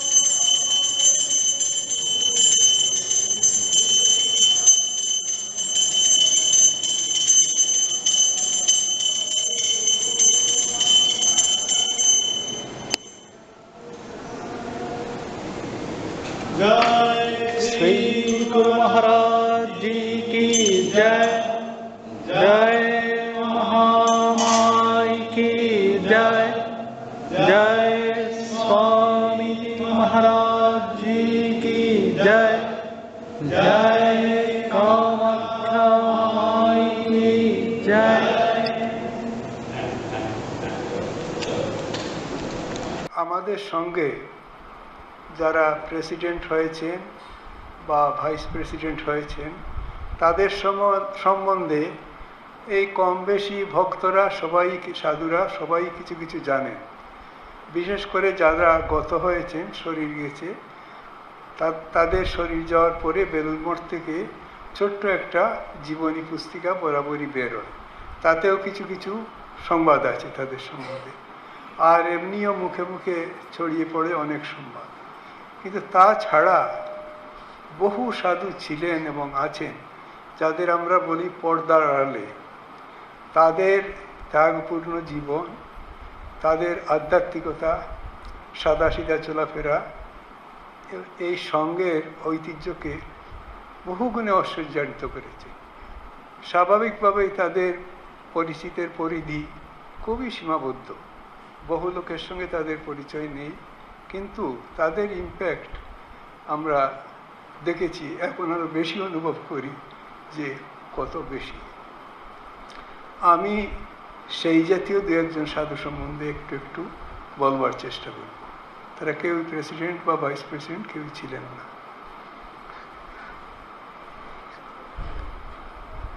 শাস্ত্রে বলে যে ভগবান লাভই মানব জীবনের উদ্দেশ্য, ভগবান লাভ, আত্মজ্ঞান লাভ, নিজেকে জানা, যাই বলুন না কেন সেইটাই হলো জীবনের উদ্দেশ্য, এইটাই হলো শাস্ত্রের কথা, এটা হলো মহাজনদের কথা। আর শাস্ত্রে কি করে এই আত্মজ্ঞান লাভ হতে পারে তার পুঙ্খানুপুঙ্খ বিচার আছে, নানা পথের জন্য, নানা পথের প্রতীকদের জন্য ব্যবস্থা আছে, কে কোন পথ ধরে এগুবে। কিন্তু আমাদের মতো মানুষ যারা, আমরা এইসব কথা বেশি বুঝতে পারি না, যে ওই শাস্ত্রের কথা, তথ্য কথা, চুলচেরা বিচার সব বুঝতে পারি না। তাই আমরা দেখছি এই গীতাতে, বিশেষ করে দ্বিতীয় অধ্যায়ে দেখবেন, যখন অর্জুন সাংখ্যযোগ সম্বন্ধে শ্রীকৃষ্ণ যখন সাংখ্যযোগ সম্বন্ধে অর্জুনকে উপদেশ করছেন, তিনি কিন্তু তাদের সন্তুষ্ট হয়েছেন বলে মনে হলো না। অর্জুন, তিনি তাকে প্রশ্ন করছেন, স্থিতপ্রজ্ঞস্য কা বাসা সমাধিস্থস্য কেশব। এই যাদের কথা বলছেন তারা এই সমাজে কিভাবে চলেন, কীভাবে কথা বলেন, চলন বলন, সেইগুলো যদি আমরা জানতে পারি তাহলে তাদের অনুসরণ করা আমাদের পক্ষে সহজ হয়, যেটা শাস্ত্র পড়ে একেবারেই হয় না। এইখানেই হলো সাধুসঙ্গ, যে সামনে যদি একটা উদাহরণ থাকে তাহলে উদাহরণ থেকে আমরা যতটা অনুপ্রাণিত হই, যতটা বুঝতে পারি, ওই শাস্ত্র পড়ে ততটা বোঝা যায় না। সেই জন্য হলো এই সাধুসঙ্গ, যদি সামনে আদর্শ থাকে। তা আমি বলছিলাম যেটা, যে আগেই আমি দু একজন সাধুর কথা বলবো, তারা সেই জাতীয় পর্দার আড়ালে থেকেই মানুষকে অনুপ্রাণিত করেছেন, সঙ্গকে সমৃদ্ধ করেছেন। আর আমি বলবো তাদের জীবনের একেবারে শেষের দিকে বলছি এই জন্য, এত বিস্তারিত বলবার সময় হবে না। আর যেমন গীতাতে আছে, জং জং বাপি স্মরণং ভাবং তদিচ্ছন্তে কলেবরম, সমস্ত জীবন যে যে চিন্তা করে তা শেষকালে সেইভাবে গতি হবে, সেইটাই তার মনে আসবে, গতি হবে। কাজেই এরা সমস্ত জীবন কিভাবে ত্যাগ তপস্যা অভ্যাস করেছেন, সেইটাই হলো তার মৃত্যু সময়ে প্রকাশ হবে। এই রকমের একজন ছিলেন, তার নাম, ডাক নাম হলো নরেন মহারাজ। তো নরেন মহারাজ মঠে আরও বেশ কয়েকজন ছিলেন। তিনি ছিলেন, এই নরেন, আমি যার কথা বলছি তিনি ছিলেন একটু তোতলা, এই জন্য তাকে ডাকা হতো তোতলা নরেন মহারাজ। তিনি ছিলেন রাজা মহারাজের শিষ্য। MA পাশ করে ল পড়তে পড়তে উনি ছেড়ে দেন। ওর পূর্বাশ্রম হলো এই ঢাকাতে, এবং সেইখানে উনি ঢাকা মঠেই যোগদান করেন। ঢাকা মঠে আগে যাতায়াত ছিল, হতে হতে ওখানেই উনি যোগদান করেন। ওখানে দীর্ঘদিন কাজ করেছেন, বহুদিন ওখানে কাজ করার পর যখন পূর্ব পাকিস্তান হয়ে গেল, তখন তিনি ওদেশ থেকে চলে এলেন, ঢাকার থেকে চলে এসে গিয়ে থাকলেন আমাদের বম্বে আশ্রমে।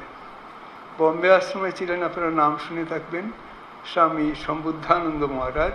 সম্বুদ্ধানন্দ মহারাজ ওদের বন্ধু একসঙ্গে, কাজে বন্ধুর ওখানে গেলেন। তখন তার যথেষ্ট বয়স হয়েছে, কিন্তু কখনো উনি নিরলস কর্মী যাকে বলে, চুপ করে বসে থাকার লোক ছিলেনই না, টুকটাক কাজ করতে।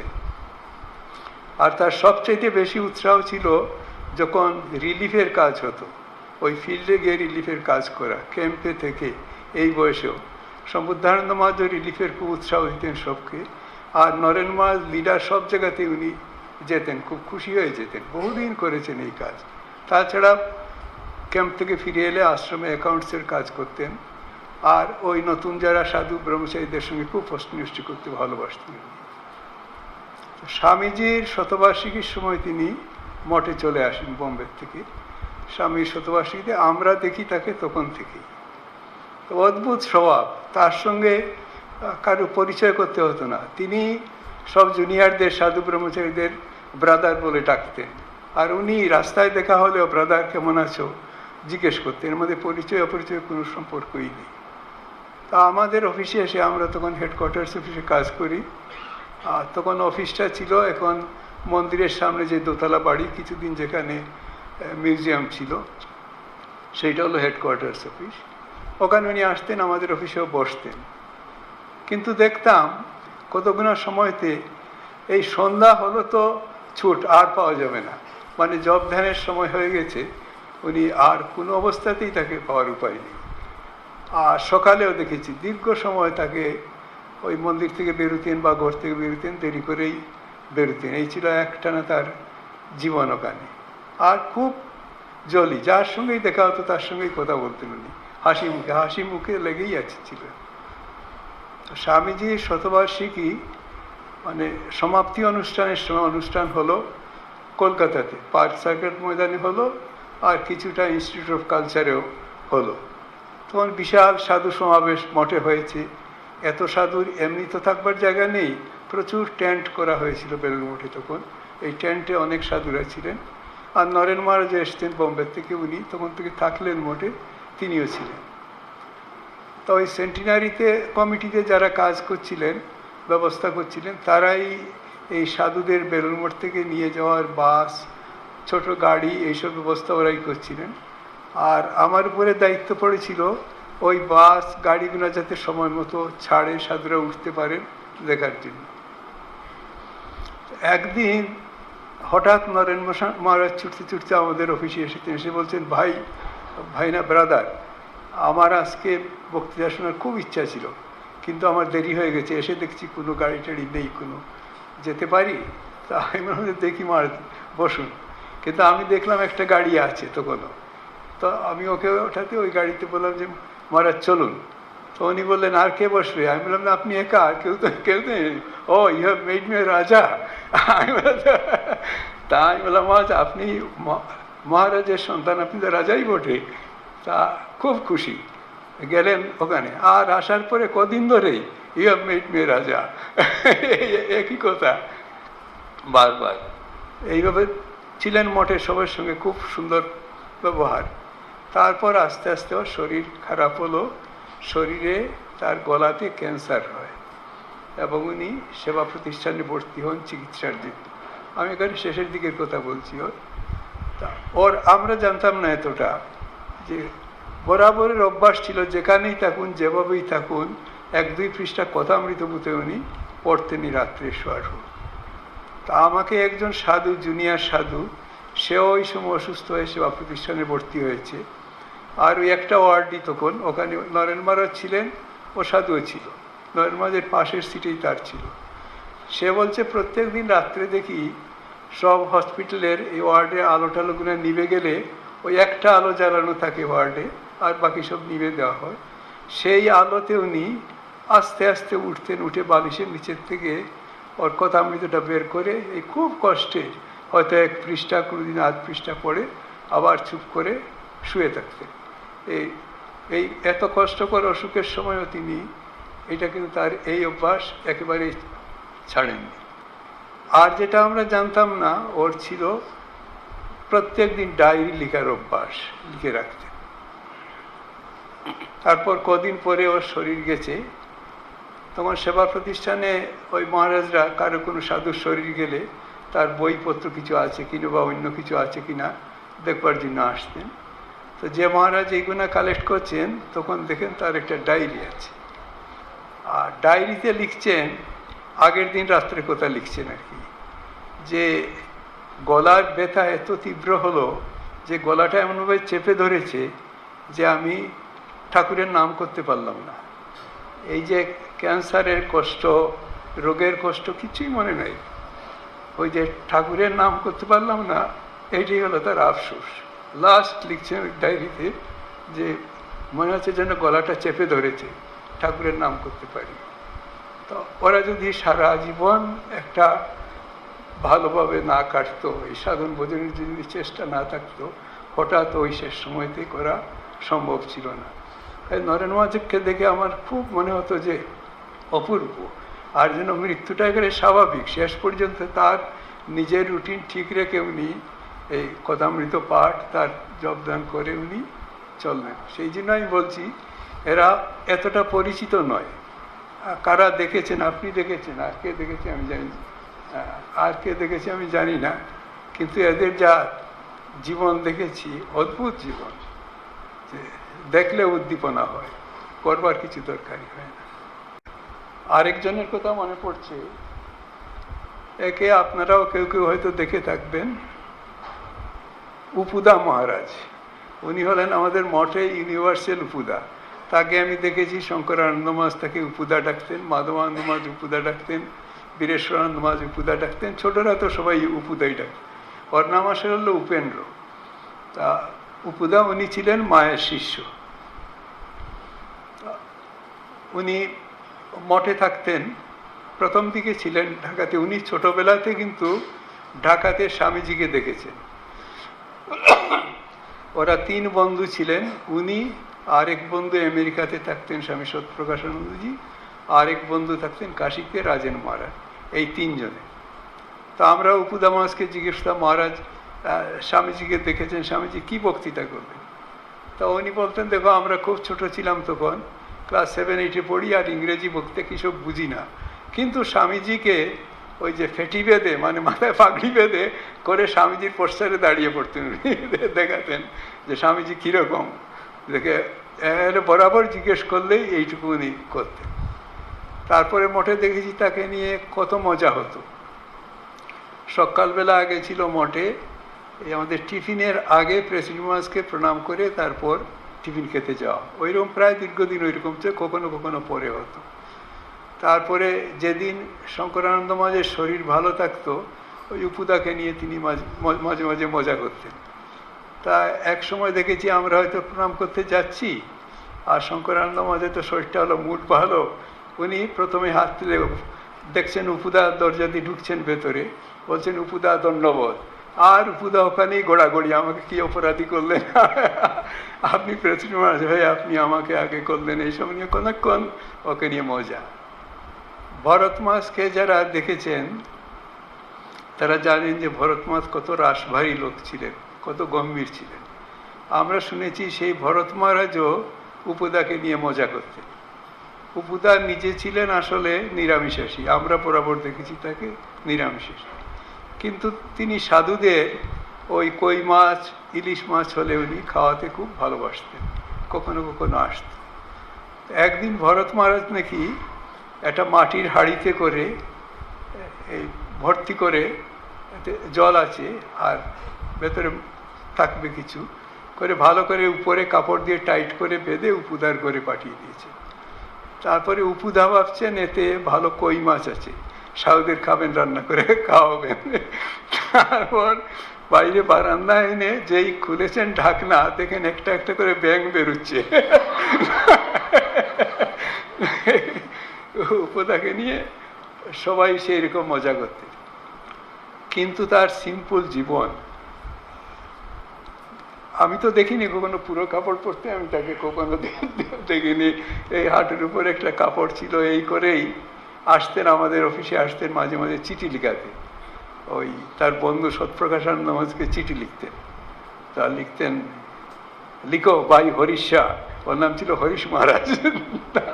হরিষা লিখতে হতো। তারপরে সব শেষে হলে পরে নিজে বলে সই করে দাও, তার সই দিলে পরে উনি ওটা মাথায় ঠেকিয়ে তারপর নিয়ে গিয়ে পোস্ট করতেন। সবার কাছে খুব অপূর্ব আনন্দময় পুরুষ ছিলেন। যথেষ্ট বয়স হয়েছিল, মঠে তখন খাওয়া দাওয়ার অবস্থা ততটা মোটেই ভালো ছিল না, এটা ঠিক। কিন্তু উপদা কখনো আমরা দেখিনি পঙ্গতে ছাড়া উনি বসেছেন মনে হয় না। ঘরে কোনো জিনিস দেওয়ার উপায় ছিল না, পঙ্গতেই আসতেন। আর দেখেছি শেষের দিকে ওই আমাদের ট্রেনিং সেন্টারের ব্রহ্মচারীরা পরিবেশন করতেন, তো তখন হয়তো রাত্রে একটু দুধ রয়েছে, ওই উপদাকে দেওয়ার চেষ্টা করতেন। উনি যথেষ্ট শরীরও খারাপ আর যথেষ্ট বয়স হয়েছে তার, কিন্তু উনি গেলেই সামনে গেলে বলতেন সবাই রে দিস, মানে সবকে না দিই। কখনো উপায় ছিল না তার পাতে কিছু দেওয়ার। আর তার সূর্য প্রণাম দেখবার মতো ছিল, দুবেলা প্রণাম করতেন, সকালে একবার আর সন্ধ্যায়। আমরা বলতাম সূর্যকে দমকাচ্ছেন। খুব রেগুলার ছিলেন। মঠে ভক্তরা এলে কথাবার্তা বলতেন, মন্দিরেই সাধারণত ঘুরে ঘুরে কোনো বসে কোনো জায়গাতে কোনো কথা বলতে আমরা দেখিনি। তারপর বড়দের যারা, যেমন প্রভু মহারাজ, বীরেশ্বরানন্দ মহারাজ ওর থেকে জুনিয়রই। তা বীরেশ্বরানন্দ তো প্রেসিডেন্ট হয়েছেন, তো মাঝে মাঝে বিশেষ দিনে আসতেন, অন্য সাধুরা প্রণাম করতে আসতেন, মহারাজের সঙ্গে সাধু কেমন আছো। এই যে আন্তরিকতা একটা অদ্ভুত ছিল, এটা কেউ নকলও করতে পারবে না, ঢং করে বলতেও পারবে না। যে আন্তরিকতা অন্তর থেকে বলা অপূর্ব জিনিস, ভেতরে কিছু না থাকলে কখনো ওই রকম অন্তর থেকে বলা যায় না। সবার কাছে উনি ফ্রি ছিলেন। এই শ্রীমাজ কাছেও দেখেছি, ভরতমাজ কাছে একই রকম, ছোট বড় কোনো ভেদ নেই। অপূর্ব। হতে হতে শেষের দিকে যখন আরো শরীর খারাপ হলো, অনেক জোর করে তাকে একবার ভরতমাজ বলে কয়ে হাসপাতালে পাঠালো। বোধহয় দিন দুয়েক ছিলেন হাসপাতালে, তারপরে শরীর যায়। তো অপূর্ব, কোনো কিছু শরীর যাওয়া আমরা কেউ টেরও পাইনি যে ওর শরীর যাওয়ার মতো অবস্থা হয়েছে বা সেই রকম ভুগেছেন, কিছু বোঝাও যায়। অপূর্ব জীবন। এই জন্য বলছিলাম যে এদের জীবন এত উদ্দীপনাপূর্ণ জীবন, হয়তো কোনো প্রচার নেই এদের। আরেকজনের কথা হয়তো যাদের মনে থাকবে, আমি একবার বহুদিন আগে উদ্বোধনে লিখেছিলাম তার কথা, উদ্বোধন পত্রিকাতে। তার নাম হলো স্বামী পুরুষাত্মানন্দজি মহারাজ। তাকে প্রবুদ্ধ মহারাজ বলে পরিচিত ছিলেন। তিনি আমাদের শিলচর আশ্রমে থাকতেন, প্রথম থেকেই শিলচর আশ্রমের সেক্রেটারি উনি, একের ব্রহ্মচারী থাকতেন ছিলেন। প্রবুদ্ধ মহারাজ ছিলেন মায়ের শিষ্য পুরুষাত্মানন্দী মহারাজ। উনি আমাদের মাঝে, আমরা সৌভাগ্য হয়েছিল, আমরা জয়নিং এর কিছুদিন আগের থেকেই ওর সঙ্গে পরিচয় হয়। অদ্ভুত হৃদয় ছিল, বাইরের থেকে মনে হতো খুব কঠোর, অদ্ভুত হৃদয় ছিল। তা উনি বলছেন যে জানো, আমার জীবনের স্বপ্ন ছিল যে আমি ট্রাফিক পুলিশ হবো, হাত দেখালেই গভর্নরের গাড়িও থেমে যায়, কাজে এর চেয়ে পাওয়ারফুল তো আর কেউ নেই। এইসব মজার কথা বলতেন। তার হৃদয়বত্তার কথা বলি, উনি যে আশ্রমের, শিলচর আশ্রমের অধ্যক্ষ ছিলেন, আমি কিছুদিন ওখানে ছিলাম ওর ওখানে কাজের জন্য। তা খুব গরিব আশ্রম, তখন এখানে চলবার মতো মুষ্টি ভিক্ষা করা হয় আর অল্প কিছু চাঁদা উঠে। উনি নিজেই যেতেন সাইকেল করতেন শহরে, চাঁদা তুলবার জন্য নিজে যেতেন। আর 4-5টি ট্রাইবেল ছেলে থাকতো, ফ্রি থাকতো, আরও 2-1টি হয়তো, সব মিলে 6-7 জন। তার ওখানে তো বৃষ্টি হয় খুব বেশি। একদিন দেখি একটি বৃষ্টির মধ্যে, বৃষ্টি পড়ছে, একটি হোস্টেলের 4-5টি ছেলে রান্নাঘরে যাচ্ছে, একটি ছেলে মাথাতে থালা দিয়ে যাচ্ছে। ছেলে মানুষ তো, আর ওরা ট্রাইবেলরা ওসব গ্রাহ্যই করে না।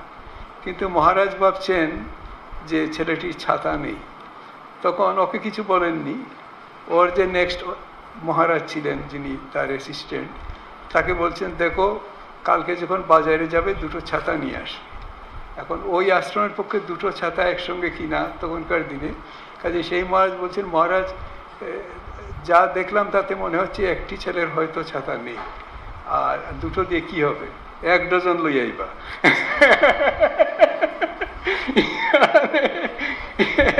মানে 12টা ছাতা নিয়ে আসবে একসঙ্গে, কখনো অল্প উনি দেখতে পারতেন না। যাক শেষের দিকে তারও খুব কঠিন একটা অসুখ হয়, যে অসুখের কোনো চিকিৎসা নেই, কিন্তু অসুখ ঠিক বেরিয়েছিল কি হলো। তখন বীরেশ্বরানন্দ মহারাজ জেনারেল সেক্রেটারি ছিলেন, তাকে লিখলেন যে ওকে তোমরা কলকাতায় নিয়ে আসো। কলকাতায় এলেন, উনি পিজি হসপিটালে ভর্তি হলেন, ওখানেই ভর্তি করা হলো, তাকে চিকিৎসা হতো, কিন্তু চিকিৎসায় কিছু হয়নি। ডাক্তার তখনই বলছিলেন যে চিকিৎসা হওয়ার কিছু নেই, আস্তে আস্তে আস্তে। তো বীরেশ্বরানন্দ মহারাজ ওর শরীর যাওয়ার 3-4 মাস বোধহয় ছিলেন হাসপাতালে, মনে হচ্ছে যদ্দূর।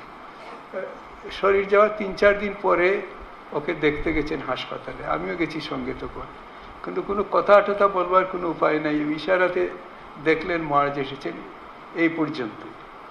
তার 3-4 দিন পরেই ওর শরীর যায়। ওই মহারাজকে যে অ্যাটেন্ড করতো, তখন পিজি হাসপাতালে রাত্রে কাউকে বাইরে কাউকে থাকতে দিত না, কাজে ওই মহারাজ সারাদিন মহারাজের সঙ্গে থাকতো, ওখানে সেবা করতো, আর রাত্রিবেলা অদ্বৈত আশ্রমে চলে যেত। তো যেদিন শরীর যায় রাত্রে, সে যথারীতি অদ্বৈত আশ্রমে গেছে, সেই দিন শেষ রাত্রে ওর শরীর যায়। আমরা জানতে পারলাম যে কি হয়েছিল। শরীর যাওয়া তো হাসপাতাল থেকেই ফোন করেছে, ওই পাশে যারা পেশেন্ট ছিল, উনি ওয়ার্ডে ছিলেন, তো দুপাশেই পেশেন্টরা ছিল, ওরা বলছে যে এই ভদ্রলোক যেদিন থেকে ভর্তি হয়েছেন কখনো উঠে বসেননি, বা পাশ ফিরতেও আমরা দেখিনি কোনোদিন তাকে, কিন্তু কালকেই রাত্রে শেষ রাত্রের দিকে হঠাৎ উঠে বসেছেন, উঠে দুদিকেই তাকিয়ে বলছেন, দেখো আমাকে যদি কেউ খবর করতে আসে বলবে মা এসছিলাম চলে গেলাম। এই মায়ের দর্শন পেয়ে উনি মা এসছিলেন চলে গেলেন মায়ের সঙ্গেই। যাই হোক, আমাদের একটা ইন্টারনাল একটা বুলেটিন আছে, যেখানে আমাদের সব প্রতি মাসে খবরাখবর দেওয়া হয়। তা তখন সেইটা ছিল, আমি ড্রাফট করতাম। আমি ড্রাফট, আমরা ওই কারোর সাধু শরীর গেলে একটু লেখা হয়, তা কবে জয়েন করেছিলেন, কার শিষ্য কোথায় ছিলেন ইত্যাদি লেখা হয়। তো আমি সেইভাবে লিখে ড্রাফট করে, আমাদের যেমন আছেন রীতি করে, আমি উপরে প্রভুমা ছিলেন জেনারেল সেক্রেটারি বীরেশ্বরানন্দ মহারাজ, তার ওখানে পাঠিয়েছি। তারপরে দেখি তিনি যখন ড্রাফটটা ফেরত এসেছে, এই ঘটনাটা পুরো নিজে লিখেছেন পুরোটা মহারাজ। তারপর আমি গিয়ে বললাম যে মহারাজ কি হলো, আমরা তো মিরাকুল তো প্রচার করি না, এটা তো মিরাকুল। বলছি তোমাকে কে বলছে মিরাকুল, এটা বাস্তব। উনি বাস্তব বলাতে ওটা বুলেটিন দেওয়া হলো, সেই জন্য আমি পরে উদ্বোধনী ওর সম্বন্ধে লিখেছিলাম ডিটেলস। যা কাজেই এরা কখনো প্রচারের সামনে আসেননি, কোনো দিন না, কিন্তু কঠোর পরিশ্রম দেখেছি, সারা জীবনই কঠোর পরিশ্রম করছে। আর উনি ওই হবিগঞ্জের লোক, খুব স্পিডে কথা বলতেন। তা ভূতেশানন্দ মহারাজ ছিলেন তখন শিলংয়ের সেক্রেটারি, উনি মাঝে মাঝে কাজের জন্য শিলচর যেতেন, ওইসব দিকে বক্তৃতাতেও যেতেন। তো মহারাজ বলছেন, আমি দেখছি এই প্রবুদ্ধ মহারাজ ভক্তদের সঙ্গে খুব তাড়াতাড়ি কথা বলছে, আর আমার সঙ্গে বলতে গেলেই এই আস্তে আস্তে বলছেন। তা আমি জিজ্ঞেস করলাম, কি মশাই, আপনি তো এদের সঙ্গে বেশ কথা বলছেন, আর আমার সঙ্গে এরকম ধীরে ধীরে কেন? বলে, আপনার সঙ্গে তো ট্রান্সলেশন করে বলতে হয়।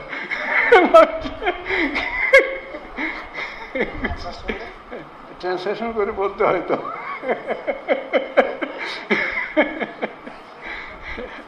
অদ্ভুত মানুষ, এমন সরল সাধু। তা এরা ছিলেন আমাদের সঙ্গের একটা উজ্জ্বল রত্ন। আরেকজন ছিলেন, আমি বলি, খুব বেশি দিন হলো শরীর যায়নি, আমরা তার খুব সঙ্গ করেছি। তার নামও ছিল নরেন মহারাজ। তিনি ছিলেন সূক্ষ্মানন্দজি, তিনি মহাপুষ্মাজের দীক্ষিত। উনি পাকিস্তানে ঢাকা সেন্টারে অধ্যক্ষ ছিলেন, হবিগঞ্জে অধ্যক্ষ ছিলেন, আর বেশিরভাগ সময় তার প্রথম থেকে শেষে বেলুর মঠে উনি কেটেছে। শেষের দিকে উনি বেলুর মঠেই ছিলেন। তা অপূর্ব কিচ্ছু, আমি তাকে দেখেছি, মাধবানন্দজি, ভরত মা, স্বামী ওঙ্কারানন্দজি, বীরেশ্বরানন্দ মহাজেরা কি স্নেহ করতেন তাকে সবাই। আর উনি ছিলেন ওইরকম ছোটোখাটো, বীরেশ্বরানন্দ মহাজের সমস্ত জামা কাপড় ওর গায়ে লাগতো। তার শেষের দিকে বলতেন, আমার আর কিচ্ছু নতুন করতে হয় না, মহারাজ যা দেন তাতে আমার এমনি চলে যায়। দীর্ঘদিন তার ওই রকম ছোটোখাটো ছিলেন উনি। মহারাজরা খুব পছন্দ করতেন তাকে। ওকে না খুঁচিয়ে বললে, উনি মহাপুরুষ সমাজ ওকে এই গদাধর আশ্রমে রেখে, গদাধর আশ্রমে তুলে রেখে বেদান্ত পড়িয়েছেন। মানে বেদান্ত, উনি কিন্তু বেদান্ততে উপাধি পাশ করা, কিন্তু কখনো কোনো কিছু জিজ্ঞেস না করলে নিজের থেকে কোনো কিছু জানবারই উপায় ছিল না যে উনি এইসব পড়াশোনা করেছেন। আমাকে বলছিলেন একদিন কথায় কথায়, আমাদের সঙ্গে খুব ছিল, ক্লোজ ছিল, বলছিলেন যে ওকে মহাপুরুষ মহারাজ ওখানে পাঠালেন পড়তে, পড়তে পাঠাবার সময় বলেছিলেন যে তোর যেদিন দিনের মধ্যে যখন ইচ্ছা হবে, সময় হবে, আমাকে প্রণাম করে যাবে। বলছেন কখনো এসেছি দুপুরে প্রসাদ পাওয়ার পরে এই 1টার সময় মার্জের ঘরে ঢুকে ওকে প্রণাম করে আমি গিয়ে আবার ঠাকুর ঘর তুলেছি ওখানে। কখনো মহারাজ বিরক্ত হননি। আর ওর কপালে ওইরকম জুটেছে। আমি জিজ্ঞেস করতাম তাকে, আপনি কি ঠাকুরের মন্দির প্রতিষ্ঠায় মঠে ছিলেন? তা উনি বললেন হ্যাঁ আমি ছিলাম। তারপর কুচিয়ে কুচিয়ে জিজ্ঞেস করলে, আমি জিজ্ঞেস করলাম বলুন দেখি ওখানকার বর্ণনা। তখন বলছিলেন যে পুরনো ঠাকুরঘর থেকে বিজ্ঞানমান নিচে সিঁড়িতে দাঁড়িয়েছিলেন, আর উপর থেকে বড়রা কেউ হবে আত্মারামের কৌটো মাথায় করে নিচে নিয়ে এলেন, করে ওখানে গাড়ি ছিল, সেই গাড়িতে বিজ্ঞান মহারাজও গেলেন, কৌটো নিয়ে গেলেন, গিয়ে বড় মন্দিরের সিঁড়ির নিচে গাড়ি থামলো।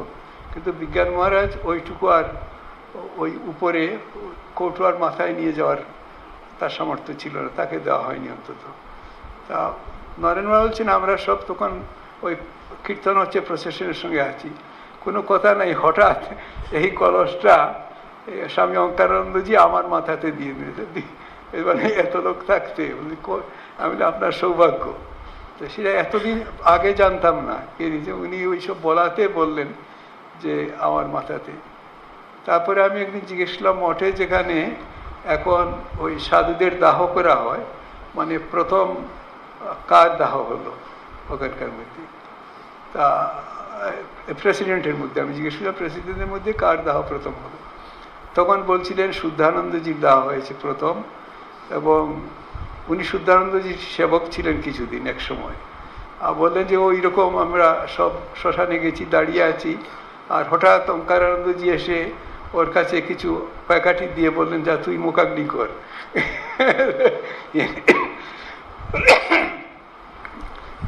অযাচিতভাবে উনি সেই সব সুযোগ পেয়েছে।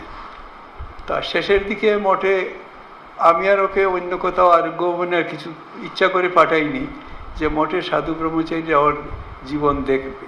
অনেকে গিয়ে ওর ওখানে বসতো, আড্ডা দিত, আর উনি খুব চমৎকার। তখন ওর না আরোগ্যনে আমি নিজেই পাঠাইনি, ইনি হলেন সূক্ষ্মানন্দ যার কথা বলছি। আরোগ্য মানে ইচ্ছা করেই পাঠাইনি যে এরকম সাধু মাউস কোয়ার্টারে থাকলে আমাদের পক্ষে ভালো, আর আমাদের সঙ্গে আমাদের খুব স্নেহ করতেন। তা ওখানেই ছিলেন। তারপর একেবারে শেষের দিকে খুব কষ্ট হচ্ছিল অসুখে, তখন আমরা কদিনের জন্য অনেক করে রাজি করিয়ে যে হাসপাতালে একবার যাবেন। তো উনি বলেন ভাই যাব। হাসপাতালে আগেও একবার কি হয়েছিল পাঠিয়েছিলাম, গেছিলেন। ওর অভ্যাসের মধ্যে ছিল উনি বিড়ি খেতেন, বিড়ি খাওয়া ছিল অভ্যাস। আমি বললাম আমার হাসপাতালে ওটা চলবে না, বলে রক্ষা দাও। তারপরে ওখানে গিয়ে শুনি আমাকে বিজন মহারাজ বলছে হাসপাতালে উনি ডাক্তারদের সঙ্গে খাতির করেছেন, করে ওরা দিনে 1টা কি 2টো ওকে বলেছে আপনি বাথরুমে গিয়ে খাবেন। খুব সরল সাধু ছিলেন। যা হোক, যেদিন শরীর যায় অপূর্ব। উনি বরুণ মহারাজকেও খুব স্নেহ করতেন, প্রভানন্দজিকে খুব স্নেহ করতেন। আমি এমনি বিকালে দেখতে গেছি ওকে, কথাবার্তা হলো, মহারাজ কেমন আছেন? বলে ভালোই আছি। করে টরে আমি যখন চলে আসবো তখন আমার হাতটা ধরে বলছে রাম গোপাল এবার সাইডে দাও। তা আমি বুঝতে পারিনি সাইডে দাও, আমাকে বলে যে এবার সাইডে দাও। তারপরে সন্ধ্যার পরে বরুণ মহারাজ গেছেন, উনি কালচারে ছিলেন, কালচার দেখা করতেন। ওকেও বুঝলাম বরুণ এবার সাইডে দাও, ওকেও এই কথা আমরা বুঝতে পারিনি। সেই দিনই রাত্রে 9টা 9:30টার সময় শরীর গেল। আর যারা ডিউটিতে ছিল ওখানে ছেলেরা বললো যে আমরা বুঝতে পারিনি যে তিনি যে গেলেন, এটাও বুঝবার কোনো সুযোগ কারোর হয়নি। একেবারে স্বাভাবিক মৃত্যু যাকে বলে, অপূর্ব জীবন। যদি সারা জীবন যদি পেছনে তার যত্ন না করে থাকেন, কি হঠাৎ কি এরকম হতে পারে? সারা জীবনে একটা ভাব নিয়ে উনি চলেছে।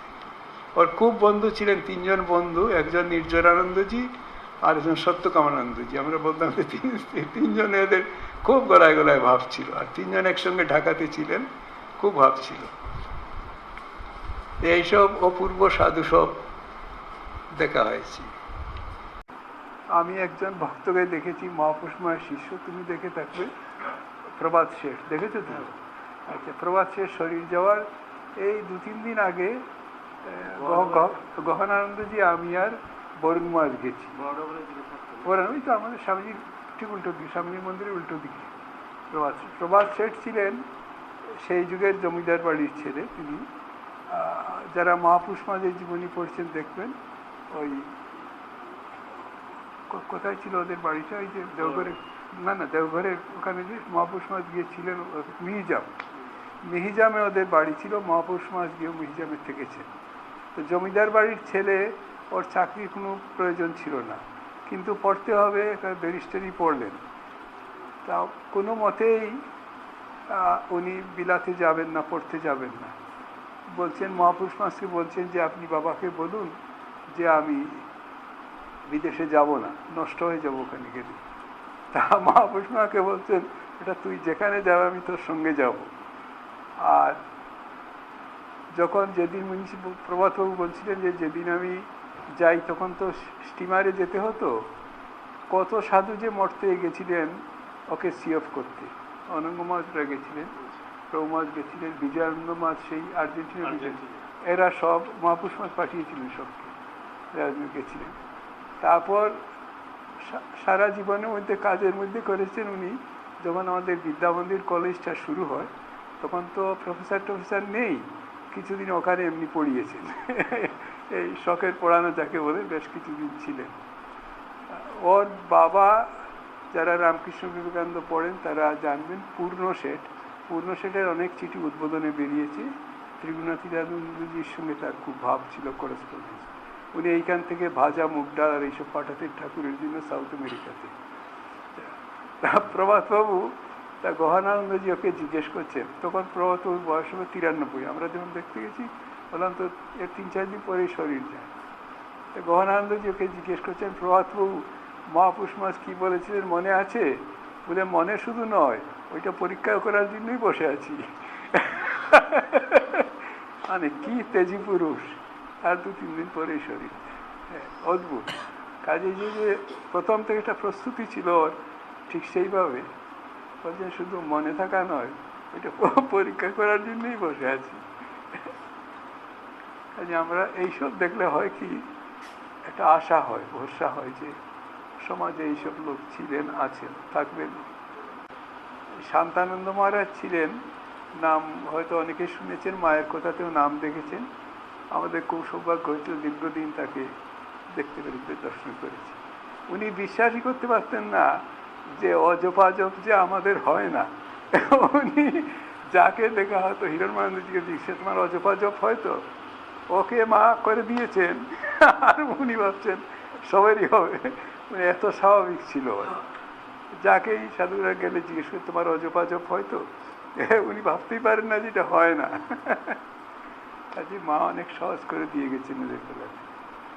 অদ্ভুত সাধু ছিলেন। আমি এমন একজনের কথা বলছি, সে আমাদের কি ক্যাটেগরিতে পড়ে আপনারা নিজেরাই ঠিক করবেন।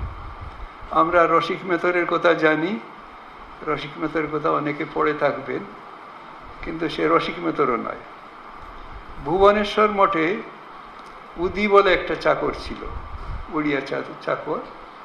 যখন রাজা মহারাজ ভুবনেশ্বর মঠে যেতেন তখন উদি মহারাজের খুব সেবা করতেন। মহারাজ তাকে খুব পছন্দ করতেন, এটা বোঝাই যায়। খুব ওর সঙ্গে উনি খুব ফষ্টিনষ্টি করতেন।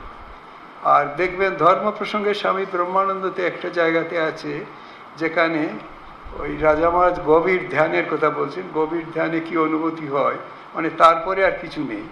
বলছেন এটা হলো উদির কলকাতা দেখার মতো। মানে উদি বোধহয় একবার কলকাতায় এসেছিল, তখন ভুবনেশ্বর হলো এখানে পাড়াগা, আর কলকাতা হলো ব্রিটিশ ইন্ডিয়ার রাজধানী। তার জাগ জমক দেখে হয়ে গেছে আর কি। তো রাজা মহারাজ ওই গভীর ধ্যানে কি হয় বুঝাবার জন্য বলছেন যে উদির কলকাতা দেখা। তাতেই বোঝা যায় যে রাজা মহারাজ তাকে কত স্নেহ করতেন। যাই হোক, রাজামাঝে শরীর যাওয়ার পরেও সে কিন্তু ভুবনেশ্বর মঠেই থাকলো, দীর্ঘদিন ছিল, বেঁচে ছিল অনেকদিন, আর ওকে নিয়ে সবাই খুব আনন্দ করতেন।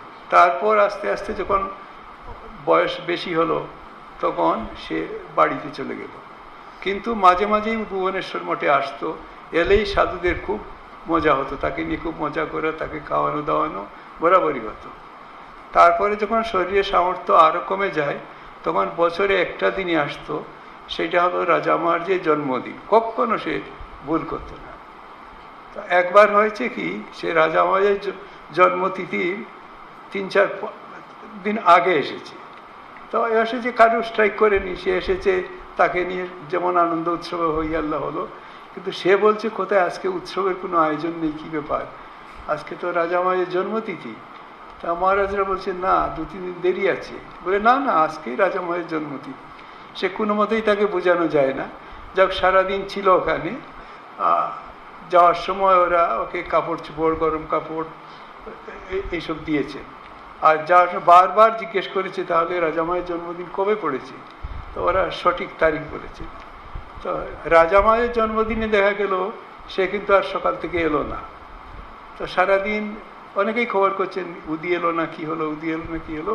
সন্ধ্যার সময় তার গ্রামের বাড়ির থেকে খবর এসেছে, সেই দিন সকালে সে তার পুজো টুজো করে শুয়েছিল আর উঠেনি, শরীর ছাড়ল।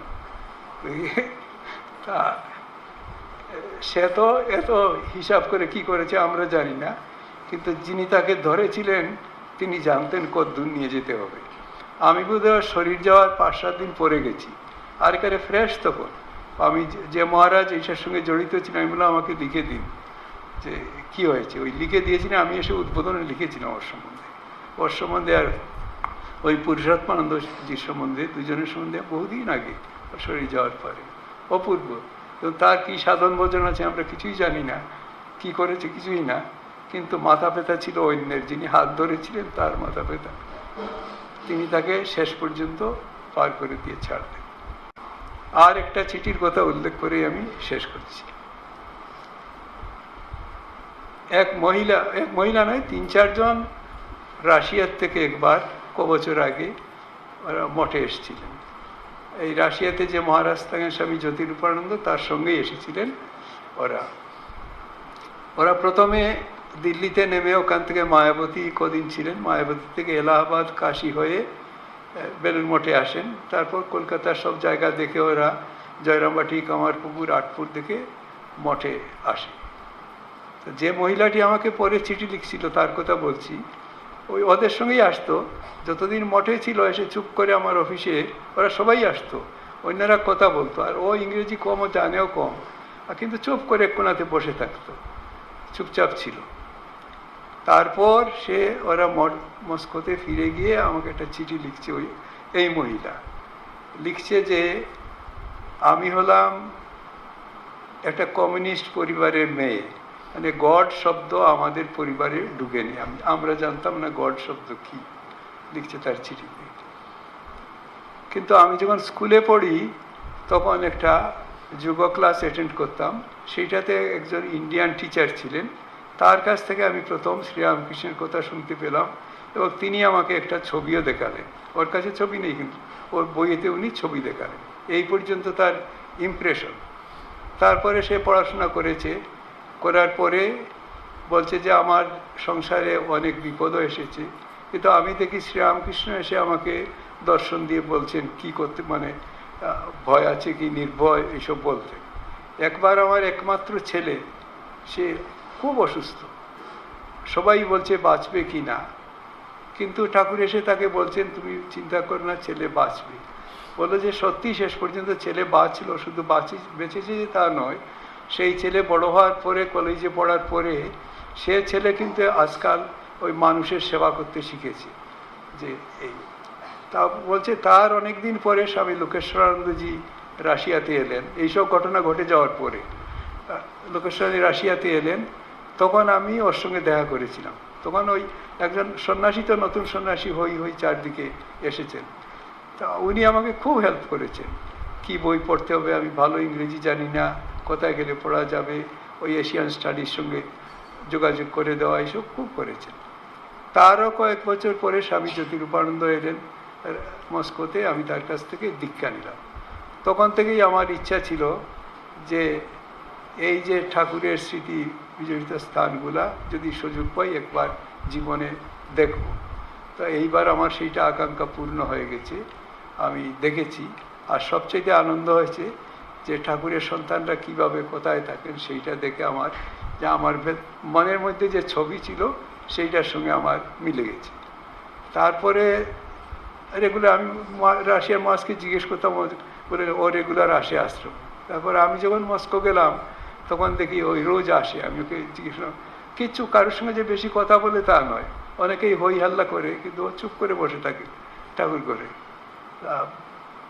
এইরকম আমরা ঠাকুরকে এখানে কম যত্ন করি না, যথেষ্ট যত্ন করি, কিন্তু দেখা দিতে উনি দেখালেন গিয়ে রাশিয়াতে।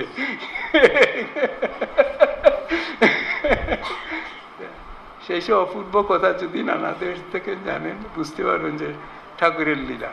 এই যুগে আমি বলি, এই দেশে বিদেশে আমি এমন সব গৃহী ভক্তদের দেখেছি যে খুবই উৎসাহব্যঞ্জক। কাজে যে আমরা গৃহীরা কিছুই নয়, এটা একেবারেই না। গৃহীরা এখনো আছেন, খুবই করে। আমি একজন মাস্টারমশাইকে দেখেছি, সে প্রাইমারি স্কুলের টিচার। আমাদের তখন সাইক্লোন হয়েছে অন্ধ্রপ্রদেশে, একার সব ছিন্ন ভিন্ন। আর ওই ভদ্রলোক ক্যাম্পে গিয়ে গিয়ে বাচ্চাদের জড়ো করে এই আমাদের ক্যাম্প থেকে নিয়ে খাবার দেওয়া, আর ওর মধ্যে ও কোকো পড়াচ্ছে, তার মধ্যে ঠাকুরের কথা বলছে।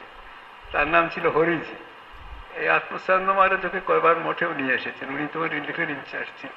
অদ্ভুত চরিত্র, আমি দেখেছি তাকে। এর মধ্যেও সে কিন্তু তার কাজ এই এদের সেবা করছে, সঙ্গে সঙ্গে পড়াশোনার কাজে। যে আপনারা পারি না পারি না, এটা একেবারেই ফাঁকিবাজি কথা। নিজে নিশ্চয়ই পারবেন। এই যে ভক্ত ছিলেন, আছেন, এখনো আছেন, পরম্পরাক্রমেই আছেন। তবে এইটা আমি বারবার বলি, যারা মঠ মিশনের ভক্ত, মঠ মিশনের সঙ্গে যুক্ত থাকবেন, যুক্ত আছেন, তারা যাতে ওই ডাবলি বেনিফিটেড হতে পারে, যে আমি কাজকর্ম করব অথচ আমার ওই আধ্যাত্মিক উন্নতিটা ঠিক থাকবে। সেইটা যারা করবেন তারা হবেন সবচেয়ে সাকসেসফুল। বাড়িতেও কাজ আছে, সংসারের কাজ আছে, কিন্তু কাজটা যদি উপাসনায় পরিণত করবার চেষ্টা করি, তাহলে ঠাকুরের কৃপাতে আমরা পারবো। না পারবার কোনো কারণ নেই। অন্তত সমাজে আমরা অন্তত একটা কিছু সমাজে দাগ রেখে যেতে পারবো যে এই জাতীয় মানুষ হয়। আমি 86 বছর এক বুড়োকে দেখেছি আমেরিকা পোর্টল্যান্ডে, মহারাজের বয়স হলো 90 বছর, আর ও হলো সেবক হলো 86 বছর। অদ্ভুত। আগে আর্মিতে কাজ করতো, কি জাতের লোক ছিল। মহারাজ বলছেন যে না, তোমার কেটলিটা গরম হয়নি চা? ও বলছে না গরম, it is not very hot. কিন্তু খুব টকবক করছে, কিন্তু মহারাজ যা বলছে সেটাই। অদ্ভুত সেবা করেছে শেষ পর্যন্ত। মহারাজের সেবা করলো, মহারাজের শরীর গেল, তারপরে তার শরীর গেল। এইরকম সব ভক্ত তোমরা যে বলো আমরা কিছুই না, একেবারে কথাটা ঠিক না। ঠাকুর আমাদের সবাইকে শক্তি দিন, এই প্রার্থনা। ওই শুদ্ধ মাঝের কথা একটু রাখলাম, আর কিছু ছিলেন সব বক্তারা ছিলেন, মহারাজরা ছিলেন, বলতে পারতেন। সত্যি কত ভক্ত সাধু দেখেছি, কি দৃষ্টান্ত সব। নাই বলছে কেন? নাই থাকলে সমাজটাই থাকতো। ঠিক আছে, আমার আনন্দ হলো সবার সঙ্গে একবার বসতে পারলাম এই পর্যন্ত। अज्ञानतिमिरान्धस्य ज्ञानाञ्जनशलाकया चक्षुरुन्मीलितं येन तस्मै श्रीगुरवे नमः।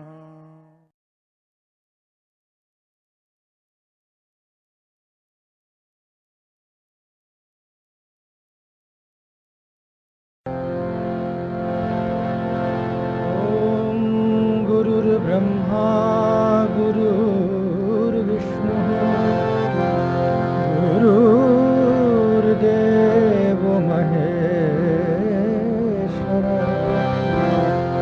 गुरु साक्षात् परब्रह्म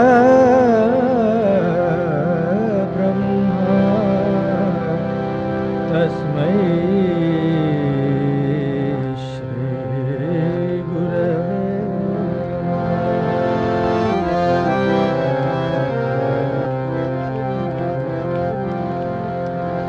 नमन करूं मैं सतगुरु चरना, नमन करूं मैं सतगुरु चरना, नमन करूं मैं सतगुरु चरना।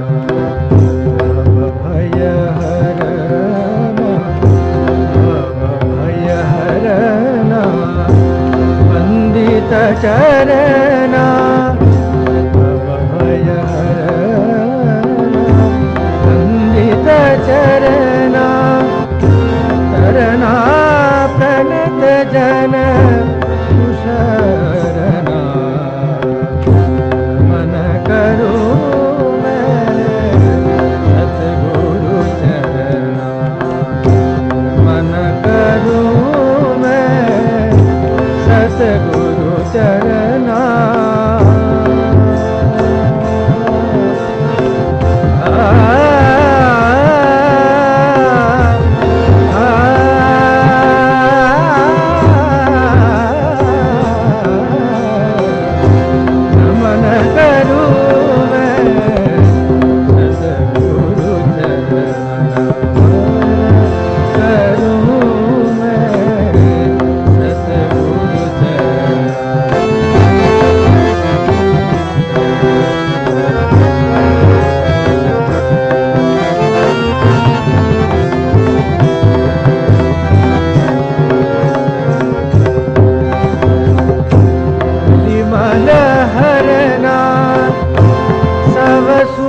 करना कलिमल हरना,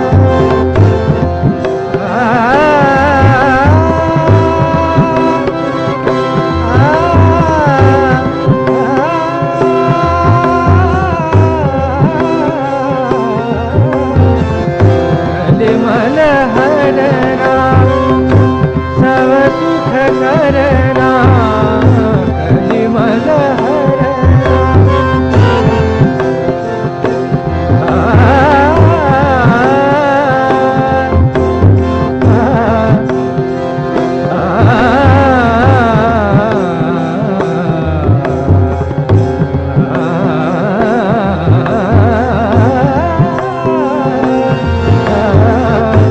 कलिमल हरना, सब सुख करना,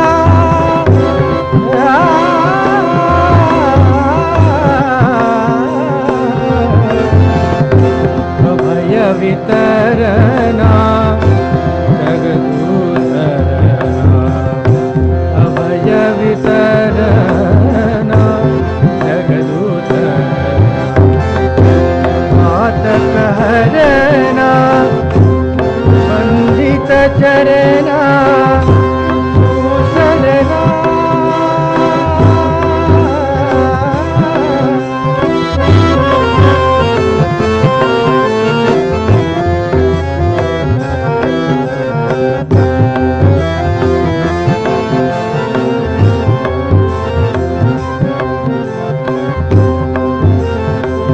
वंदित चरना,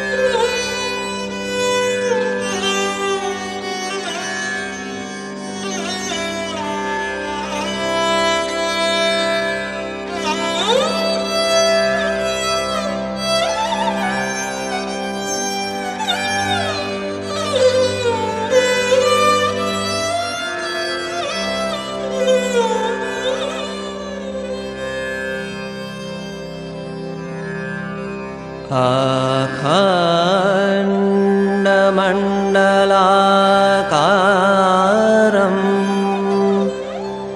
व्याप्तं येन चराचरम् तत्पददर्शितं येन तस्मै श्री गुरवे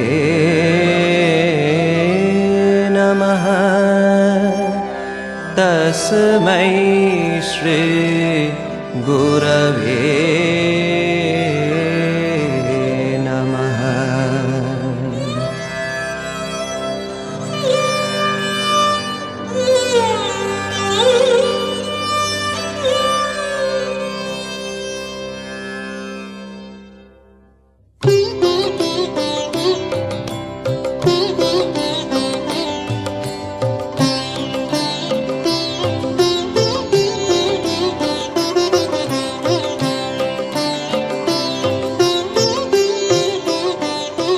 भव सागर तारन कारण है रवि नंदन बंधन खंडन है।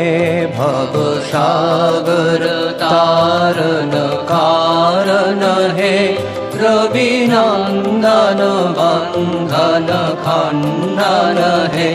शरणागत किंकर भीत मने शरणागत किंकर भीत मने गुरुदेव दया कर दीन जने। गुरुदेव दया कर दीन जने। गुरुदेव दया कर दीन जने। वेदी कंदर तामस भास्कर है तुमी विष्णु प्रजापति शंकर है। पर ब्रह्म परात्पर वेद भने पर ब्रह्म परात्पर वेद भने। गुरुदेव दया कर दीन जने। गुरुदेव दया कर दीन जने। गुरुदेव दया कर दीन जने।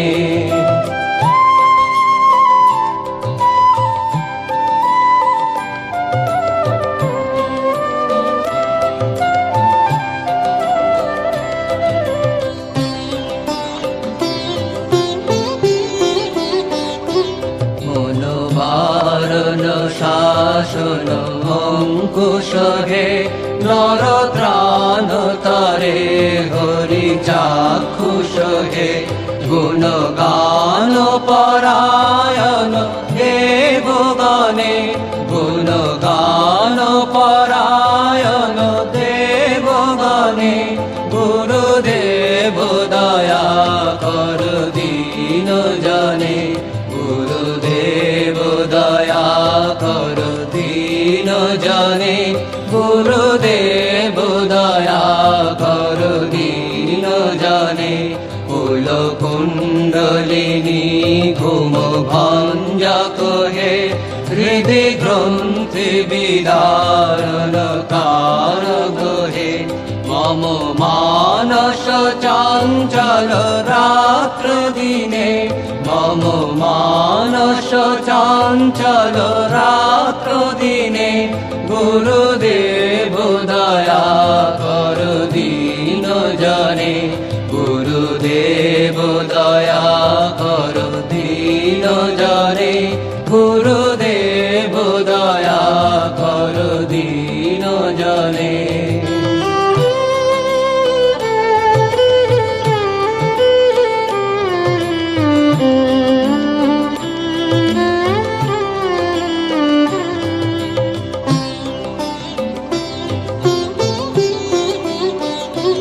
रिपुसूदन मंगल नायक है सुख शांति बरा भयदायक है।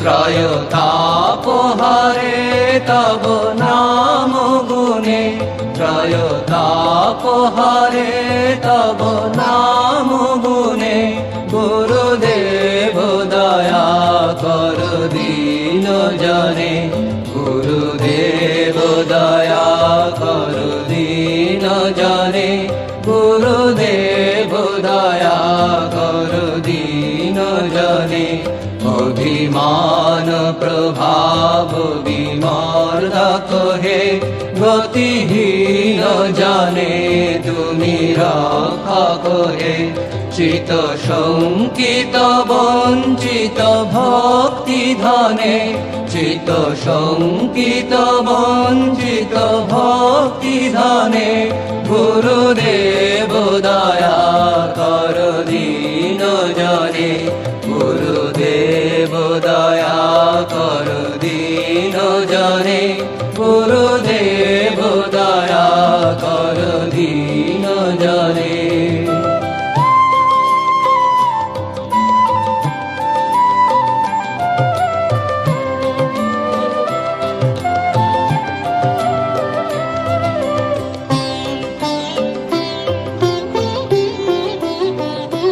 তব নাম সদা শুভ সাধক হে পতিতা ধম মানব পাবক হে মহিমা তব গোচর শুদ্ধ মনে মহিমা তব গোচর শুদ্ধ মনে গুরুদেব দয়া কর দীন জনে গুরুদেব দয়া কর দীন জনে গুরুদেব দয়া কর দীন জনে জয় সদ্গুরু ঈশ্বর প্রাপক হে ভবরোগ বিকার বিনাশক হে মন যেন রহে তব শ্রীচরণে মন যেন রহে তব শ্রীচরণে গুরুদেব দয়া কর দীন জনে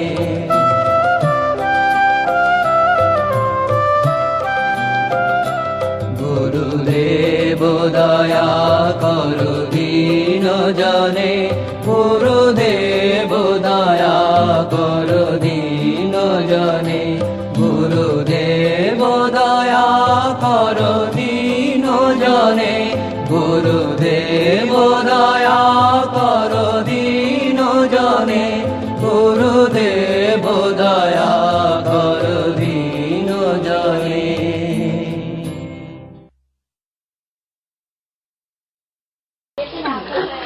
পাগল সব